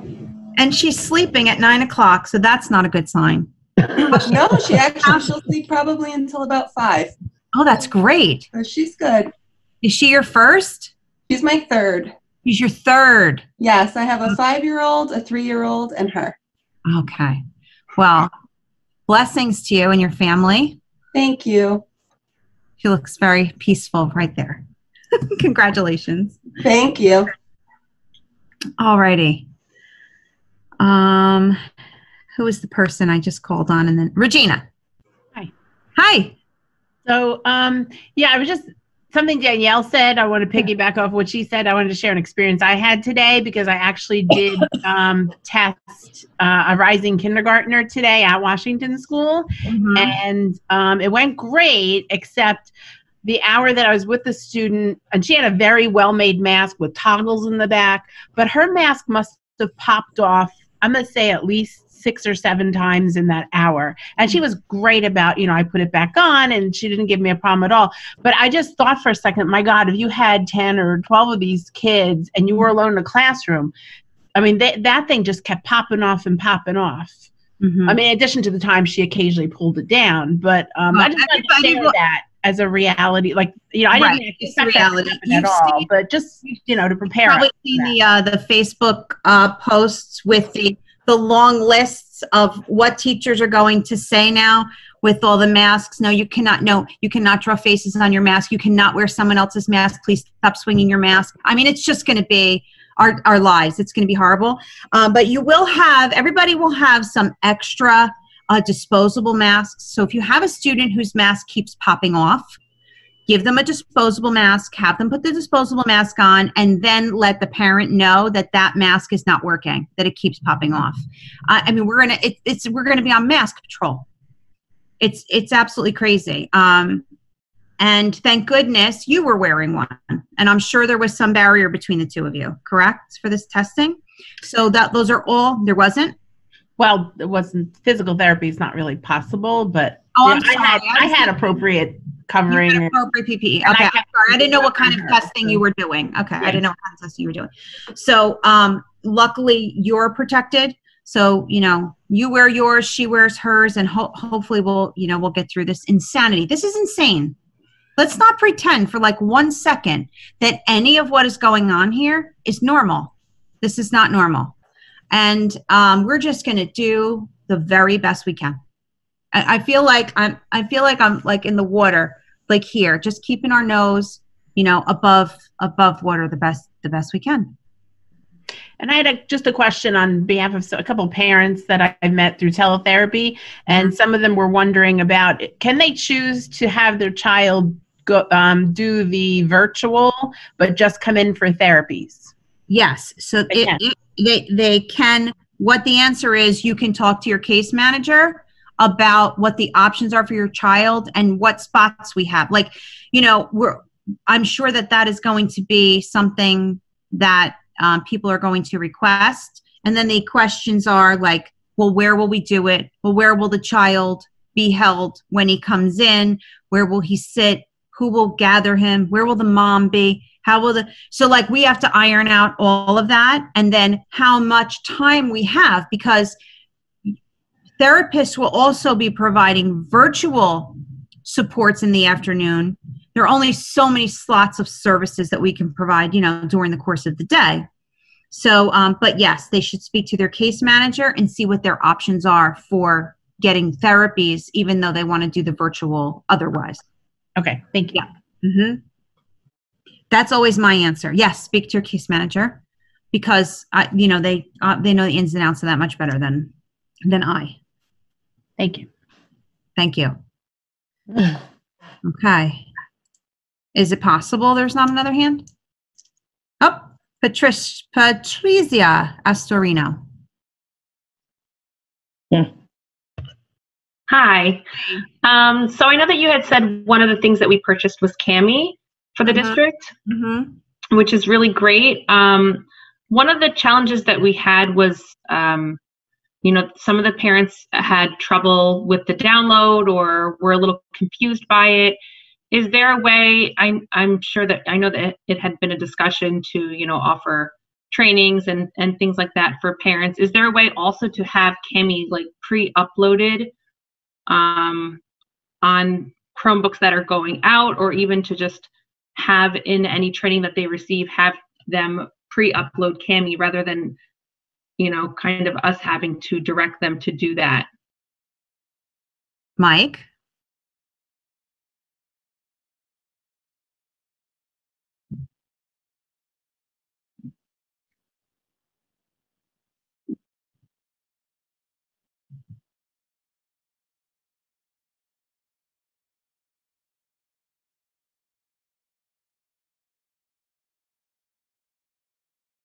Right. And I know, Sonia had even, made a screencast that she shared with me to, help out with, but it would just, I guess, certain parts of it felt a little tricky. And so that would be really helpful. And I know that one of the other issues was that if they logged on as a guest and the student wasn't logged on as themselves to the Chromebook, that it didn't work properly. Okay. So that was like another thing. Yeah. And that's a protective, I mean, okay, thanks.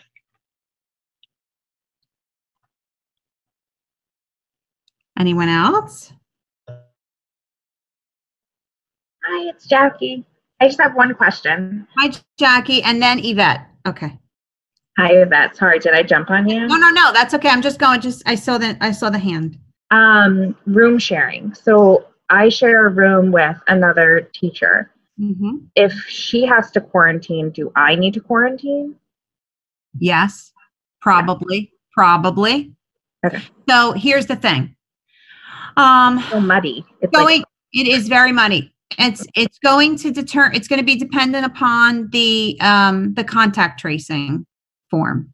So if she has to quarantine because she had a direct contact with, or a student who was in that room tested positive for COVID, then yes, you would.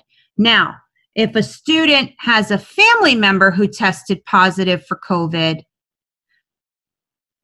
then you wouldn't. But if it's direct, like a direct. It's got to be, it's a direct contact, right? Okay. Direct hit. Yeah, which is it's crazy. It's a direct hit. It's fine. It's crazy. Okay, Yvette. Hi, good evening. My question is, are temperature checks the only thing we have in place to determine if someone stays in school or goes home, considering that you can have COVID and not have a temperature? You're absolutely right. Good point. So no, students will still be sent home, as would adults if they shared this information with us. But if a student vomits, has diarrhea, severe ear pain, I mean, there are other reasons why we send students home. Rash, oozing from the eyes. I don't know what other. Well, that I understand. My thing is, if they have COVID, like how we won't know. No, we won't know the temperature if they have COVID or not. Correct. We won't know. And we're not in the business of testing. We're in the business of screening, and we can screen only what we can screen. And then the parents are expected to, also keep us apprised of their child's well-being. But like you said, if you're asymptomatic, it's kind of hard to do that. Right. So we can do only what we can do. I mean, any of us could be sitting here asymptomatic and COVID positive and, walking around like Typhoid Mary. But that I could also be in the ShopRite online next to you, or have touched the People magazine before you did. And so we don't really know where anybody's, Scary. Right. That's why we keep our hands clean. That's why we wear our masks. That's why we don't eat and share space, and we clean up after ourselves, and we spot clean and all this kind of stuff to do whatever we can to mitigate the risk. Okay. Susan Winter. Hi, I'm in my PJs, so you're not going to see my face. Anyway, my question is, I know in some of our special ed rooms, we have children from different grades. Mm-hmm. Oh, I'm wondering if there is a shutdown in one class of one of those children. Does that impact on the resource room? And I guess it's similar to in Champions, because unless they're keeping kids sort of separated by We are. grades or whatever. How is that going to get addressed? So if you have, yeah, you make some valid points. So we also have to trace siblings. We have to trace student travelers. So if a student gets pulled out for a resource or goes off to a group for ELL and comes into contact with ELL students who are in another class, that's why you do the contact tracing. So if a student, an individual student, is hot, tests positive for COVID, then every single person that that student came into contact with and every classroom that that student came into contact with gets shut down. Now, if it's a student's family member and the student is asymptomatic or test negative, you might just do the student's immediate classroom, not necessarily every single person. So you have to follow the contact tracing guidelines. And off the top of my head, I don't know. So I would go right to the chart and I would look and I would say, okay, this is what we have to do. So yes, we do. We will track where they've been. And you asked about Champions. Yeah. So Champions is going to have two different groups of staff members. They're going to have blue staff and gold staff. And then if the students are there on Monday, they're going to be separating their blue staff, let's say, into the gymnasium and the gold staff into the cafeteria, for example. They will be keeping blue and gold kids separate on a Monday, and they will have a different staff on blue days and gold days. It's crazy. Who's going to do the contact tracing? It'll be a combined effort between, between it could be anybody who knows anything about the student. I mean, if it were an ELL student, I would immediately turn and see Susanna Lee, who's in this room. We're now, we've got the ELL rosters in Genesis, so it's better at the contacting. We've got secretaries, we've got the nurse, we've got the principal, we've got a teacher. I mean, a teacher may say, "Oh, don't forget, I have a para." I mean, we've got it's all hands on deck. Okay. It's a big undertaking. Yes, that's the understatement of the year, Susan. Thank you. Thank you, everybody. Thank you.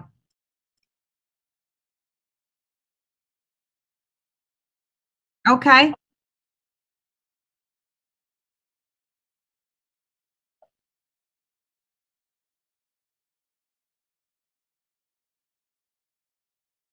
Say that again.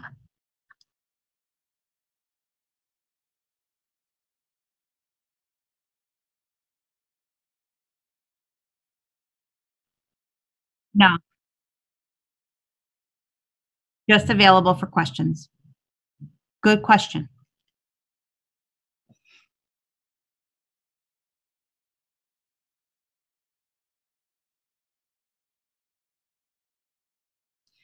Okay, that's good because we're almost hitting 9:30. So here's what I'm going to do. Digest all of this. It's a lot. Our plan was like 75 pages. It's a lot of information, and I don't have a clean answer for everything. So I apologize for that.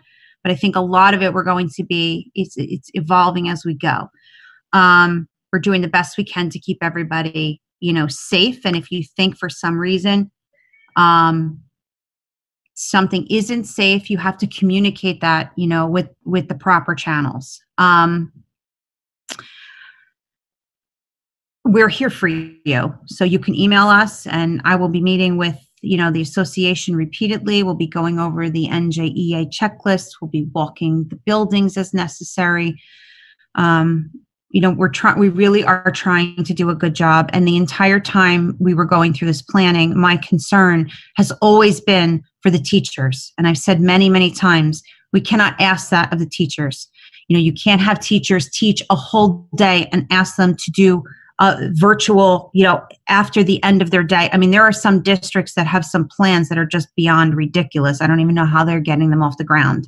There are some districts that are so upset, with the plans that they're not even talking to the administration, and they're trying to, I don't want that for us. I want to be able to serve you and to provide a safe teaching environment for you the best we possibly can. So if you have a concern, a question, a worry, let us know, and we'll try to do everything that we can to make you feel good about coming to work. That is the least that we can do. So I thank you so much. I thank you for your time tonight. We'll get together in another 2 weeks, but you know where to find us if you have any questions or concerns in the meantime. Okay? Peace. Thank you. Bye. Thank you for everything. Thank you. Thank you. Thank you, everyone. Thank you. Thank you. Thank you. Thank you. Thank you. Thank you.